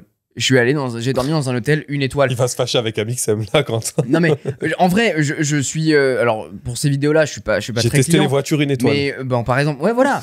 Mais moi les vidéos d'Amixem, je kiffe regarder ça. McFly Mais et moi aussi. Carito, ça me divertit, j'aime beaucoup. Ah, McFly et Carito, j'arrive pas. Et ben moi Mais- en vrai je regarde, mais- je suis client. Mais tu vois ce genre de concept où exactement comme à l'époque, les 24 heures avec les 24 heures machin, tout le monde a fait ce genre de contenu parce que les mêmes gens ont les mêmes idées, parce que c'est ça qui marche. Et c'est ce que j'allais dire, au-delà même, parce que tu prends l'exemple des sujets avec les trucs 1 étoile. À la base, les gens qui. Tu sais, t'avais regardé l'histoire de comment PewDiePie, il en est venu à faire des vidéos parce que c'était un des premiers qui se filmait en fin de compte. C'était ouais pour l'horreur non Ouais, c'est en fait, si tu veux, mais pourquoi il a fait des vidéos où il se filmait à la base et pourquoi c'était sur des jeux d'horreur, c'est qu'il avait trop peur de jouer lui-même. Donc il s'est dit, je vais me filmer en train de le faire et le fait d'interagir avec quelqu'un, ça va pas me sortir de l'ambiance du jeu, mais ça va permettre un peu d'extérioriser ce fait d'avoir peur. Et c'est un truc, donc c'est venu petit à petit comme ça, le fait de se filmer. Et pourquoi les gens sont restés, c'est parce que c'était plus rigolo de regarder quelqu'un Oui, de le voir gérer créer sa et tout, frustration, sa peur, etc., plutôt que d'aller jouer soi-même à un jeu d'horreur. Et c'est un truc, comment dire, les adultes ne comprennent pas. Ils disent, mais pourquoi tu regardes des gens qui jouent à des jeux vidéo plutôt que d'aller jouer? Je dis, mais parce que je regarde pas pour le jeu, je regarde pour les réactions Pour que les le mec a réactions, sur le pour jeu. la personne. J'ai envie de- et comment dire, tu pourrais répondre, mais pourquoi tu joues pas au foot au lieu de regarder le foot? Mais fondamentalement, ça n'a pas de sens de ce débat-là. Oui. Et par rapport à YouTube, tu parlais du fait que les sujets qui fonctionnaient, c'est par exemple en ce moment, ouais, 24 heures avec, je teste les trucs 1 étoile, etc. Mais au-delà du sujet, même dans la manière dont c'est tourné, Oui, bien le sûr. fait que tu sois avec du monde, tu as un montage très dynamique, tu as des effets visuels, ça c'est quelque chose qui est arrivé sur YouTube. Au départ, tu avais des vidéos, tu avais presque des gens qui, au moment où ils enregistraient et au moment où ils coupaient, la vidéo, elle était upload en brut, donc mise à disposition sur la plateforme en brut, telle qu'elle. Le montage, il est venu petit après. Il y a un style en tout cas qui s'est appliqué T'as dans une époque. différents contenus. Ah oui. Et Tu regardes sur les années, c'est très rigolo. YouTube, Pendant un moment, t'avais. c'est un équivalent de la télé maintenant. En termes de prod, en termes de... alors ce qui Pour est sûr, tout, c'est qu'il y a une beaucoup. professionnalisation Tu vois énorme des contenus. Et t'as une manipulation de la manière et une espèce d'homogénéisation du contenu que tu proposes. C'est-à-dire que pendant un moment, c'était si ta vidéo, elle fait en dessous de 10 minutes, t'es pas monétisé. T'es pas monétisable correctement, en tout cas. Ah, t'es pas monétisé, tu pouvais pas en Voilà. dessous de 10 minutes. Ouais. C'est fou. Et t'as eu cette étape-là où tout le monde devait faire tous les formats, c'était 10 minutes. Et Ouais. là, tu te rends compte qu'il y en a un peu plus, t'en as du plus long. Maintenant, on revient un peu au format long. T'as des vidéos, 40 minutes, 50 minutes, tu les consommes. 1 heure, Pas de ouais. problème. Mais tu vois, toute cette discussion qu'on a, ça m'amène aussi à penser qu'on veut aussi beaucoup mettre la faute sur les algorithmes. Mais en fait, il faut rappeler une chose, c'est que les algorithmes, comme ils sont là pour nous plaire, c'est aussi le fait que c'est la conséquence des actes qu'on fait.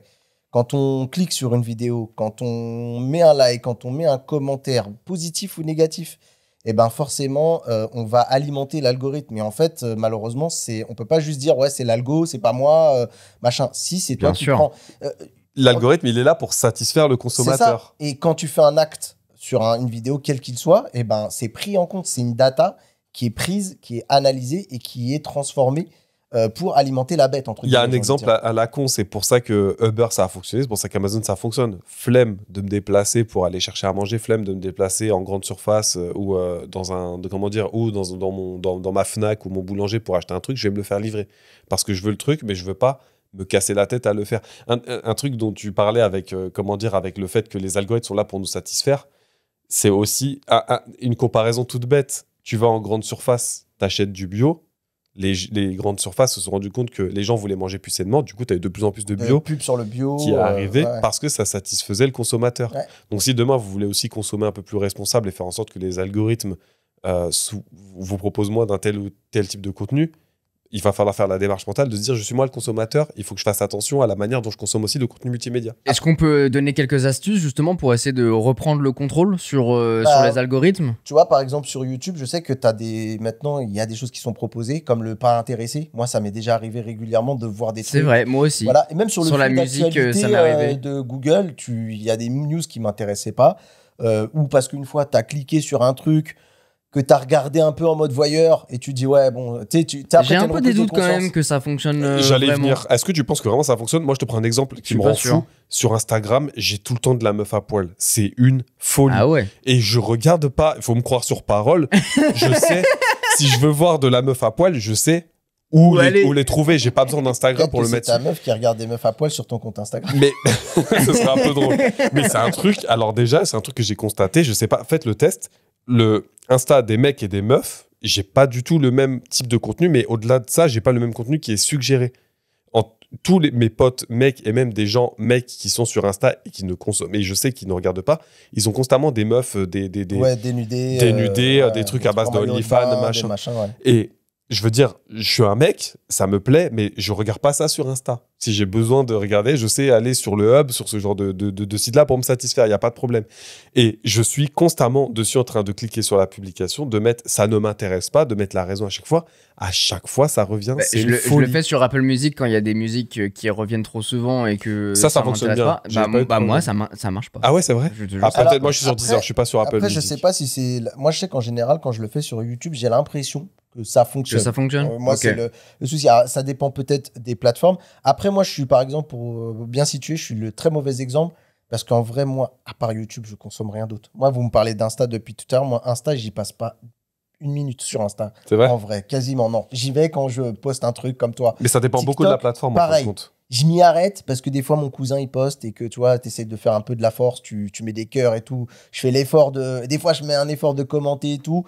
TikTok, mais par contre, ça m'a déjà arrivé d'ouvrir et de me laisser happer. C'est-à-dire que j'étais parti pour faire mon truc et au final, je me suis retrouvé à regarder 4-5 minutes parce que j'ai quand même des choses plutôt créatives. Là, j'ai découvert un mec dans la rue qui attrape des gens un peu random. En tout cas, c'est comme ça que c'est vendu.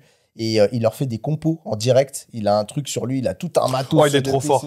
Il est trop fort, lui. Il est ouf. Ça n'a rien à voir avec le sujet, hein, mais ce mec-là qui dit ouais, t'aimes quel genre de musique, il leur donne le micro, il commence à faire un beat pour lui et l'autre il chante incroyable. Il rappe incroyable. Voilà. Il est et trop fort. Ça, c'est le truc qui va me happer. Il y en a un autre qui tape des freestyles de je sais pas combien de temps, sur tout et n'importe quoi. Il va parler de tes chaussettes, tes machins. Ce qui est sûr, c'est qu'il y a plein de contenus qui sont grave cool. Attention, enfin là, on stigmatise pas le contenu en tant que tel, on parle de l'algorithme qui peut proposer des trucs très bien comme des trucs qui sont nuls à chier. Et il faut pas oublier qu'il y a une logique derrière, c'est la logique de à la fois il faut qu'on te montre du contenu que tu aimes pour te garder sur la plateforme, mais il faut aussi qu'on te suggère des choses pour soit te faire découvrir d'autres horizons, etc. Mais le but, c'est encore une fois que si tu as fini avec le contenu principal, ce sujet-là peut être une raison pour laquelle tu vas rester sur la plateforme. Je trouve quand même que ces algorithmes sont... Alors effectivement, c'est bien d'avoir des opinions qui divergent, c'est bien d'avoir beaucoup de contenus différents.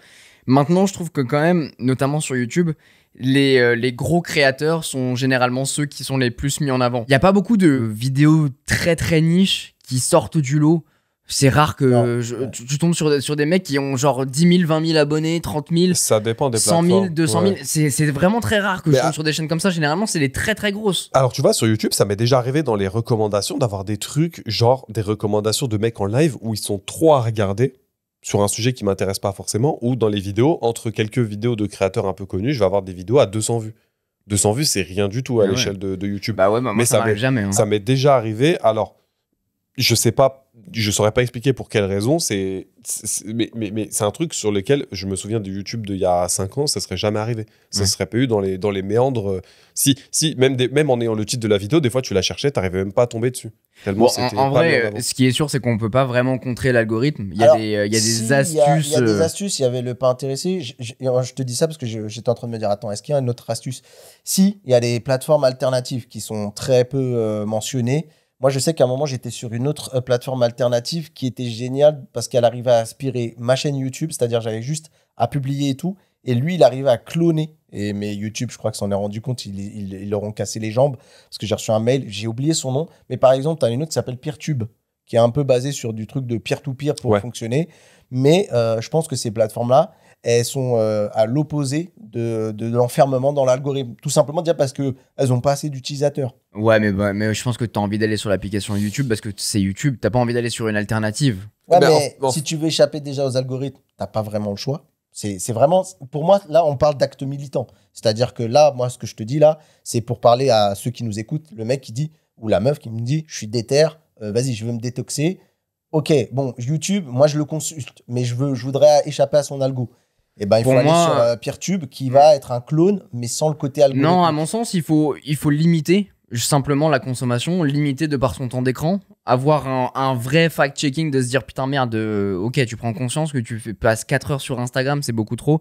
Pour moi, c'est vraiment ça, de se dire ok, bon bah, je passe trop de temps, comment je fais pour limiter? Bah, tu limites l'application tout simplement. Il n'y a pas de détour. Moi, je veux dire, tu dis pas ah ouais, mais je regarde trop Netflix, bah du coup, je vais regarder Gulli à la télé. Bah non. Mais il y a un effort physique, c'est un effort physique de le faire, c'est-à-dire que en fait, il faut que tu ouvres l'application avec un objectif.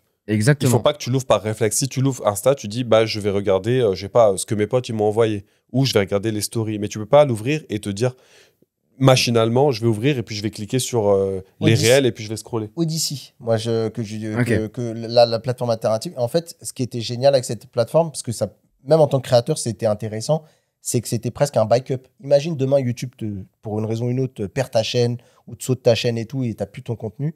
Bah Odyssey clonait exactement ta chaîne pour pouvoir la mettre sur sa plateforme à elle. Et du coup, moi, je la voyais même comme une solution de stockage, mais ça pouvait être une alternative, je vais te dire, hein, même pour les gens, par exemple, qui veulent pas de pub et qui veulent même pas de mettre d'adblock ni rien, tu vas sur Odyssey, il y avait pas de publicité. Okay. Et du coup, il y avait un système de récompense pour les créateurs, genre un peu, c'était un truc en plus en crypto.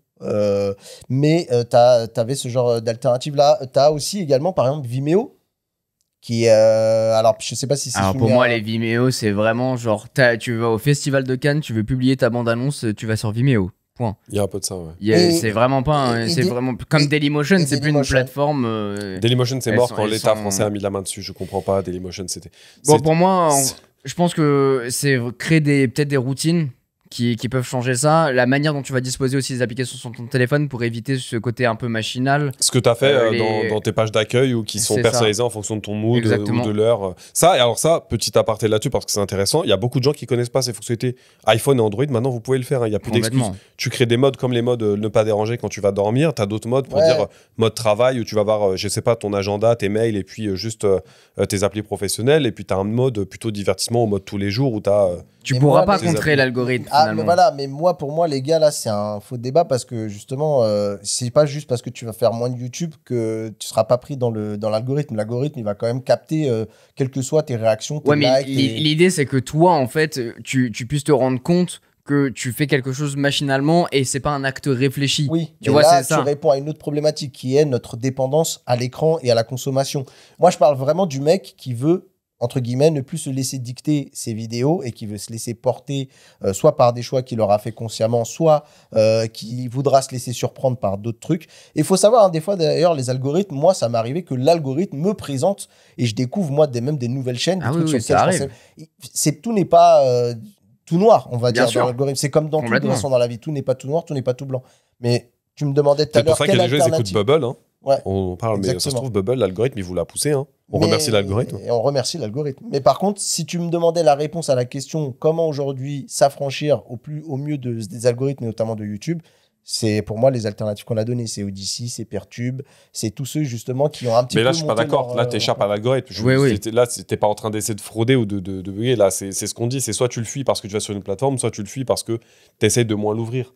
Aujourd'hui, les seules solutions que tu aurais, c'est de tricher et de regarder du contenu que t'aimes pas pour fausser tes stats ou fausser la manière que l'algorithme va avoir à essayer de s'entraîner à te proposer du contenu que tu aimes. Je pense que c'est là où on diverge. Mais pour moi, en fait, c'est pas parce que tu fais moins que finalement, tu restes quand même cloisonné dans l'algorithme. Parce que l'algorithme, il est là-bas. Que tu y ailles tous les jours et que tu y ailles une fois par an, il t'attend, l'algorithme. Et il va toujours câbler. Donc quoi qu'il en soit, ça reste... Bon, dans tous les cas, je pense que les algorithmes influencent notre cerveau, clairement. Après, ils ne les contrôlent pas totalement. C'est aussi à nous d'en prendre conscience et d'être sûr de pouvoir stimuler comme il faut, de garder le contrôle pour à la fois satisfaire l'algorithme et avoir ce contrôle et se dire, bon, bah, ça me procure aussi des bonnes choses. Ne pas aussi se laisser aller et faire du scroll infini. Et puis, je pense qu'il faut aussi essayer de penser à soi, de ses centres d'intérêt et où on veut aller. C'est pas facile, mais c'est possible. Mais je pense que ça commence vraiment par une chose, en prendre conscience. C'est l'instant recommandation. C'est l'instant recommandation. Je pense qu'il faut vraiment qu'on travaille sur un jingle parce que faire ça à chaque fois, c'est pas terrible. Mais en tout cas, c'est l'instant recommandation. Rewan, est-ce que tu veux commencer? Parce que c'est vrai qu'on en a parlé un petit peu. On l'a teasé malgré nous la semaine dernière. C'est vrai, un petit peu avec Mathieu et ses ambitions toujours de discuter. Je sais pas. De discuter de quoi? Je pense que je sais pas. Je sais pas si tu as un sujet de prédilection, Mathieu. En tout cas, moi, je n'en ai aucune connaissance. Non, on en a parlé un petit peu. Il y a eu un remake de Oblivion, enfin un remaster de Oblivion, donc The Elder Scrolls, c'est le 4, si je dis pas de bêtises, qui a été, comment dire... Ouais, alors, moi, j'ai un jeu, du coup. Un jeu, donc un RPG, un jeu de rôle plutôt médiéval fantasy, qui est sorti, qui a été publié par Bethesda. Et en fait, le truc qui est un peu drôle, c'est que... Alors, je savais qu'il y avait des rumeurs sur un remaster, mais je n'ai pas suivi le truc. Et en fait, je l'ai vraiment appris le jour de sa sortie en mode, au fait, on a un remaster. Ah, au fait, il est sur Unreal Engine 5. Et donc, on a abandonné notre moteur de merde. D'ailleurs, merci Bethesda. Ça me fait chier que tout le monde passe sur Unreal 5 parce que ça va créer une espèce d'érosion de la capacité des développeurs à pouvoir faire vraiment ce qu'ils ont envie de faire dans certains jeux parce que c'est un peu basé sur le moteur. Il y a encore un peu Unity qui... Il y a du Unity, t'as du CryEngine, t'as d'autres moteurs et t'as des moteurs propriétaires. C'est ça, et t'as des moteurs propriétaires type IW pour les modèles infra. Mais le remaster de Oblivion, en fait, si tu veux, c'est un jeu que j'attendais pas parce que j'adore Skyrim. Moi, j'ai pas englouti des heures et des heures dans Skyrim, qui est la suite du coup d'Oblivion, qui est le numéro 5, Elder Scrolls 5. Et il reste beaucoup dans le cœur des gens qui l'ont fait à l'époque, l'original, Oblivion, comme étant un jeu qui avait un certain charme parce que même les bugs, ils étaient, ça faisait partie de l'identité du jeu. Ouais. Ça faisait partie de son charme, quoi. C'est ça. Et la crainte des gens avec, je pense, Oblivion, quand elle est sortie, c'était en mode, OK, ils font un remaster, mais c'est quoi un remaster? Est-ce qu'ils vont garder l'identité du jeu?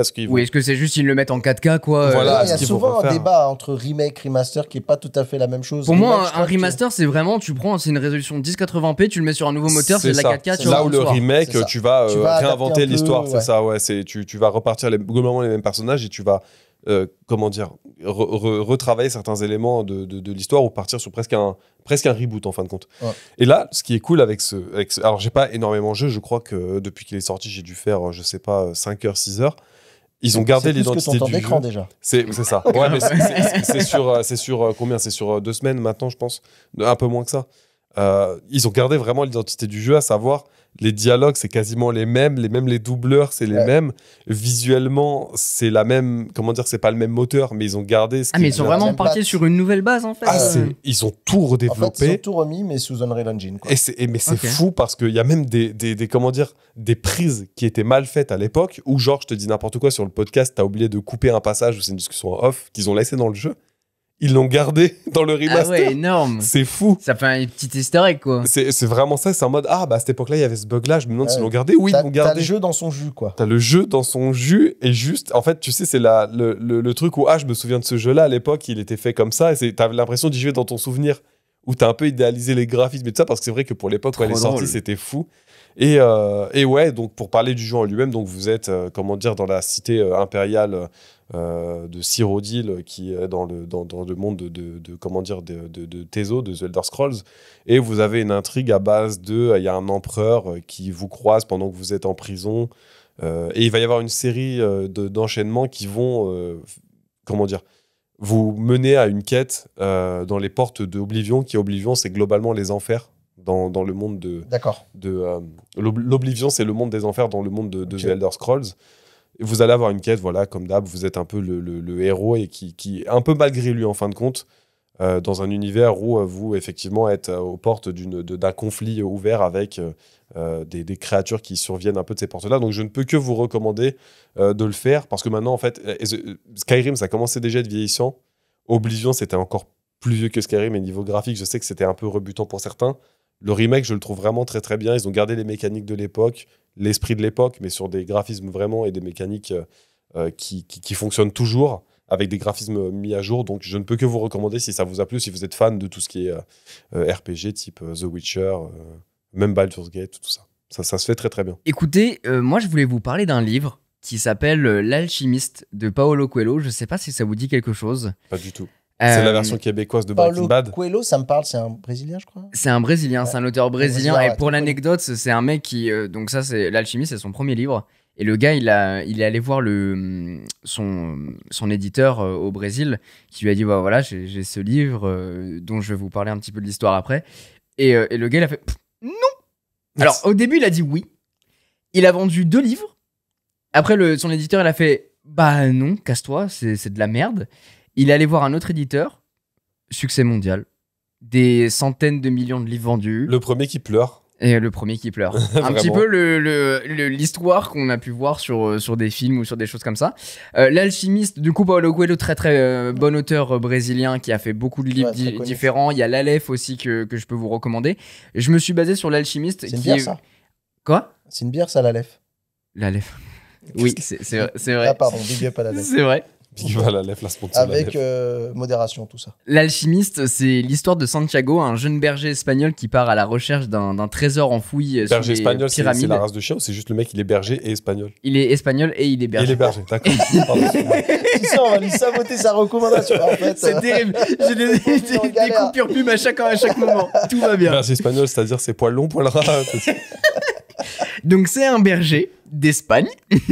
Originaire d'Espagne. Originaire d'Espagne. Mais au-delà de la quête du livre, je vais pas vous dire la finalité parce que sinon je vais vous le spoil. Et franchement, c'est un petit livre qui se lit très très vite. Mais en fait, c'est beaucoup d'introspection. C'est un livre un peu philosophique dans le sens où ça va vous permettre de vous recentrer sur vous-même et de sortir un petit peu justement de ce côté pilotage automatique dont on parle depuis le début sur cet épisode. Ça va vous permettre aussi de repenser peut-être un peu votre trajectoire de vie, votre façon de penser sur certains trucs. Et c'est un livre qui parle vachement de destin, d'écoute de soi, de confiance finalement dans des signes que tu peux voir ou penser au quotidien, interpréter au quotidien. Et en fait le but du livre, la morale un petit peu, c'est chacun porte en lui sa propre légende personnelle. Et donc c'est très philosophique dans ce sens-là. C'est très très facile à lire, que ce soit pour les petits ou pour les grands. Il y a vraiment plusieurs styles de lecture. Là, il est posé devant, il a pas l'air d'être très très long. En plus, ça a l'air il est vraiment... il y en a certains qui pourraient le bouffer en un week-end. Exactement, il est vraiment pas long. Il y a 185 pages, c'est écrit assez gros. Franchement, ça se lit hyper vite et je vous incite vraiment à le lire parce que clairement, moi, c'est un livre que je lis régulièrement et ça vous transporte de fou. C'est vraiment une histoire qui est... De temps en temps, tu le relis. Ouais. Okay. C'est vraiment une histoire qui est prenante, ça se lit hyper vite et c'est saisissant vraiment parce que du coup comme je vous disais il y a plusieurs styles de lecture et quand tu vas lire une première fois tu vas le comprendre d'une telle manière, tu vas le relire, tu vas faire ok d'accord ça j'avais pas compris de cette manière là et en fait limite t'es même pas en train de lire une histoire, t'as l'impression de lire ton histoire parce qu'à chaque fois que tu vas lire une ligne, un passage, ça va te faire penser à quelque chose de ton histoire, de ce que t'as vécu. Il y a un parallèle qui est vraiment fou et c'est pour ça que je vous le recommande vraiment. L'Alchimiste de Paulo Coelho, c'est vraiment une claque qui vous fait repenser votre manière d'aborder certains sujets. J'avais lu un second livre de Paulo Coelho qui est du coup l'Aleph mais pas la bière, qui lui qui est sur son vrai sa vraie histoire, son vrai vécu en tant qu'auteur sur une période de sa vie, etc., des rencontres qu'il a pu faire. J'étais un peu moins touché par celui-là, même si le terme Aleph, c'est en fait cette espèce... On parlait du flow dans notre manière de travailler. L'Aleph, c'est le moment où je sais pas si vous l'avez déjà vécu et c'est très compliqué d'essayer de le décrire. Non, parce que moi j'ai la flemme, mais l'Aleph, j'ai pas. C'est le moment, c'est le moment où quand tu vas réfléchir à un certain sujet ou par exemple, je sais pas, tu essaies de dézoomer sur toi qui t'es, mais comment t'es arrivé ici dans le monde, à quel moment t'appartiens, est-ce que t'es dans un livre, est-ce que quelqu'un est en train de lire ton livre, ton histoire, qu'est-ce qui se passe après. C'est psychédélique un peu. Ouais, un peu psychédélique où tu vas faire un dézoom sur ta vie, sur l'histoire de la vie, qu'est-ce que tu fous ici, tu vois finalement. Et c'est ça l'Aleph, c'est cette espèce de temporalité qui est maintenue. D'extrapolation de ta place dans le monde. C'est exactement ça. Donc en ce sens-là, c'est hyper intéressant, mais le livre en tant que tel, c'est un peu moins sympa. Mais l'Alchimiste de Paulo Coelho, foncez, je vous le mets en description du podcast. C'est un petit lien affilié Amazon en plus, ça nous aide sur le podcast, donc c'est très cool. Mais ouais, allez-y, foncez, je vous le recommande. Et toi, du coup, on est quoi? On est sur un petit jeu VR encore? Eh ben, pas du tout. Non. J'avais promis de pas faire de jeu VR. La dernière fois, j'avais On l'a expliqué pourquoi supplié. je l'avais poussé. Et d'ailleurs, il faut vraiment que je t'envoie le doublage que j'ai fait du jeu. Ah, mais Et grave. Je l'ai toujours pas monté, même Non, pour mais moi, hein. monte-le Mais sur vas-y, ta chaîne, on le je vais poste faire, sur je les vais réseaux de essayer. Bubble. Ouais, bien sûr, mais en tout cas, donc restez branchés, ça va être fait. Non, là, carrément, je vais vous proposer même de sortir de chez vous. Voilà, on en parlait, les Hors écrans, de question, c'est impossible. le temps d'écran et tout. Et de vous proposer de vous échapper pendant au moins 2 heures, si je dis pas de bêtises. Oui, c'est ça. Et de vivre une expérience qui est vraiment très, très cool. Imaginez un petit peu, on est sur un escape game, du coup, immersif, et qui serait un petit peu croisé avec du théâtre. Tu vois? En gros, moi, je l'ai fait, hein, ce truc. Donc, Marocco, là, c'est vraiment un truc que j'ai testé et que j'ai beaucoup aimé. Ça s'appelle le Bureau des légendes. Et si vous faites le Comme lien la avec série sur Canal. eh ben, tout à fait. Regarde, je te montre comme ça rapidement. Ils ont le logo, ils ont la licence officielle. Et en gros, tu arrives donc tu prends un rendez-vous, tu peux y aller ça a de 2 à 6 joueurs par exemple. Et en fait, directement plonger dans l'histoire. Quand tu arrives, les mecs, même pas bonjour, tu payes, Ils te mettent un flingue sur la tempe. Ils arrivent, en fait. Ils te menacent. Ouais. Ils te raquettent, en fait. En gros, c'est ça, exactement. 25 balles. Exactement. Et en gros, en fait, tu arrives directement dans un bureau de la DGSE. Moi, alors, j'ai pas fait la C'est série. ce que j'allais dire. Ouais, voilà, faudrait peut-être parler juste un poil de la série, mais globalement, ça se passe dans les bureaux de la DGSE et c'est tout un tas d'enquêteurs. Je crois qu'il y a 4 saisons du bureau. C'est ça. de la DGSE. C'est rien, Ça j'ai fait pas partie regardé. des pépites de séries françaises. Alors ouais, ça c'est un élément intéressant, c'est que c'est une série française. Et alors moi je suis pas très série française. Tous ceux qui l'ont vu et qui sont plutôt de consommateurs pareil de séries américaines, ils ont etc. kiffé, ouais. Ils m'ont dit que la série est vraiment banger. le Et c'est une monde a série que je me sens coupable de pas l'avoir regardée encore. Mais ce qui est génial en tout cas, c'est que tu ne pourras pas te sentir coupable d'aller faire le jeu des bureaux des légendes. Parce qu'en fait, moi, j'avais pas vu la série et c'est pas grave. En fait, t'as pas besoin. Par contre, du coup, tu apprends pas mal de choses. En vous préparant la reco, j'ai découvert pas mal de trucs. C'est-à-dire que, alors oui, il y a des personnages du bureau des légendes que je connaissais parce que voilà, je savais que tel acteur avait joué dedans. Par exemple, Mathieu Kassovitz, eh ben, il est dans le jeu, il fait une apparition en vidéo pendant ton enquête que tu vas mener. Les décors ont été faits par les gens de la série qui ont fait les décors. Ah, trop bien. Ah mais c'est énervé, ils sont vraiment embêtés. Exactement. C'est dans Paris. Ben, malgré le prix de l'immobilier à Paris, ils ont réussi à débloquer 300 mètres carrés de surface de jeu. Et au début, on commence dans les bureaux, mais à un moment, on va te dire qu'il faut que tu ailles voyager dans un autre pays et tout ça, mais ils arrivent à te faire descendre dans des escaliers et tout, et à te projeter comme ça. Putain, c'est énorme, bah ouais. Tu te retrouves dans une fake camionnette qui se met à vibrer et tout, genre comme si tu étais en train de rouler et tout ça, et c'était très très cool. On se rend pas compte, mais 300 mètres carrés pour un escape game, c'est grand. Hein. À Paris, j'ai déjà fait des escape games où c'était genre la taille d'une chambre. Très très grand. Exactement. Et en fait, tu es en plus vraiment accompagné par des comédiens. Tu as 3 comédiens qui t'accompagnent et qui jouent qui jouent un personnage. Voilà. Et en gros, tu dois aller traquer un mec qui s'appelle le Malotru que tu dois retrouver. Le Malotru. Voilà. On est vraiment bon sur les noms en France, je trouve. Exactement. Bah, j'essaie de pas trop, tu vois, donner de détails parce que j'aimerais pas. Ouais, il faut vivre l'expérience. Voilà, il faut vivre l'expérience. Mais moi, franchement, nous, on a passé 2 heures. C'est dans Paris, c'est dans le 6e arrondissement, 24 rue Racine, je vous donne. Hein, c'est le métro Odéon pour ceux qui veulent aller voir. Il y a un site internet qui s'appelle souslegende.com. Je pense qu'ils n'avaient pas le bureau des légendes.com. Ils ne pouvaient pas sans doute l'utiliser. Bon, on mettra dans la description du podcast. Et il y a des photos aussi, hein, donc qui est cool, qui illustrent aussi également. Moi, je suis reparti avec ma petite carte parce que du coup, tu deviens un agent et tu as ta petite carte et tout ça. Et c'est un agent Exactement. certifié et du coup, de la DGSE. Un agent certifié de la DGSE. Est-ce que tu l'as sorti pendant un contrôle de police ou pas? Vous inquiétez pas, je suis de la maison. Imagine. Collègue. Non, mais je sais qu'ils ont beaucoup aussi travaillé avec un petit peu les services français pour crédibiliser toute l'histoire et tout. Et c'est vraiment, tu vas passer de l'enquête primaire où tu dois récolter des preuves sur un truc à carrément jouer le rôle d'un agent infiltré. Et tu vas devoir essayer de tromper un des comédiens qui joue machin. Donc, tu vas jouer vraiment un rôle aussi également. Donc, c'est vraiment, quand je le dis vraiment, le côté théâtre, il est là. C'est-à-dire que c'est pas juste t'es dans des pièces et tu dois chercher des indices. Ouais, t'es un acteur en fait, finalement. Il y a ça, mais t'es aussi un acteur. Tu joues aussi face à des acteurs. Et tu dois essayer d'être le plus crédible possible parce que tu dois tromper des gens, etc. et tout. Et bah, trop bien. C'était mortel. Moi, j'ai adoré le faire. On l'a fait pour l'anniversaire d'un pote, d'ailleurs. Si vous savez pas quoi faire comme idée de cadeau, soirée. Grave. On a fait resto. Ça change. On a fini par ça. Ça change de fou, en plus. Et ça a changé de fou. Et apparemment, ils ont même pensé à une rejouabilité. C'est-à-dire que moi, ils m'ont dit, tu vois, parce que tu te dis une fois que tu l'as fait, bon, bah, quel intérêt? Eh ben non. Je peux pas trop en dire parce que justement, ça casserait un peu le délire. Mais ils ont pensé à la rejouabilité, c'est-à-dire si tu l'as fait, tu veux la refaire avec d'autres potes. Ils ont pensé à des petits embranchements pour pouvoir, toi, t'inclure quand même dans un esprit de rejouabilité, de redécouvrir un petit peu le jeu d'une autre manière. Et ça, c'est très très cool. Excellent. Merci beaucoup, Grosse Mathieu, pour la reco. On mettra ça en description. Et puis merci à vous pour ce petit moment avec nous dans Bubble. Petit bisou à vous. Je fais des bisous.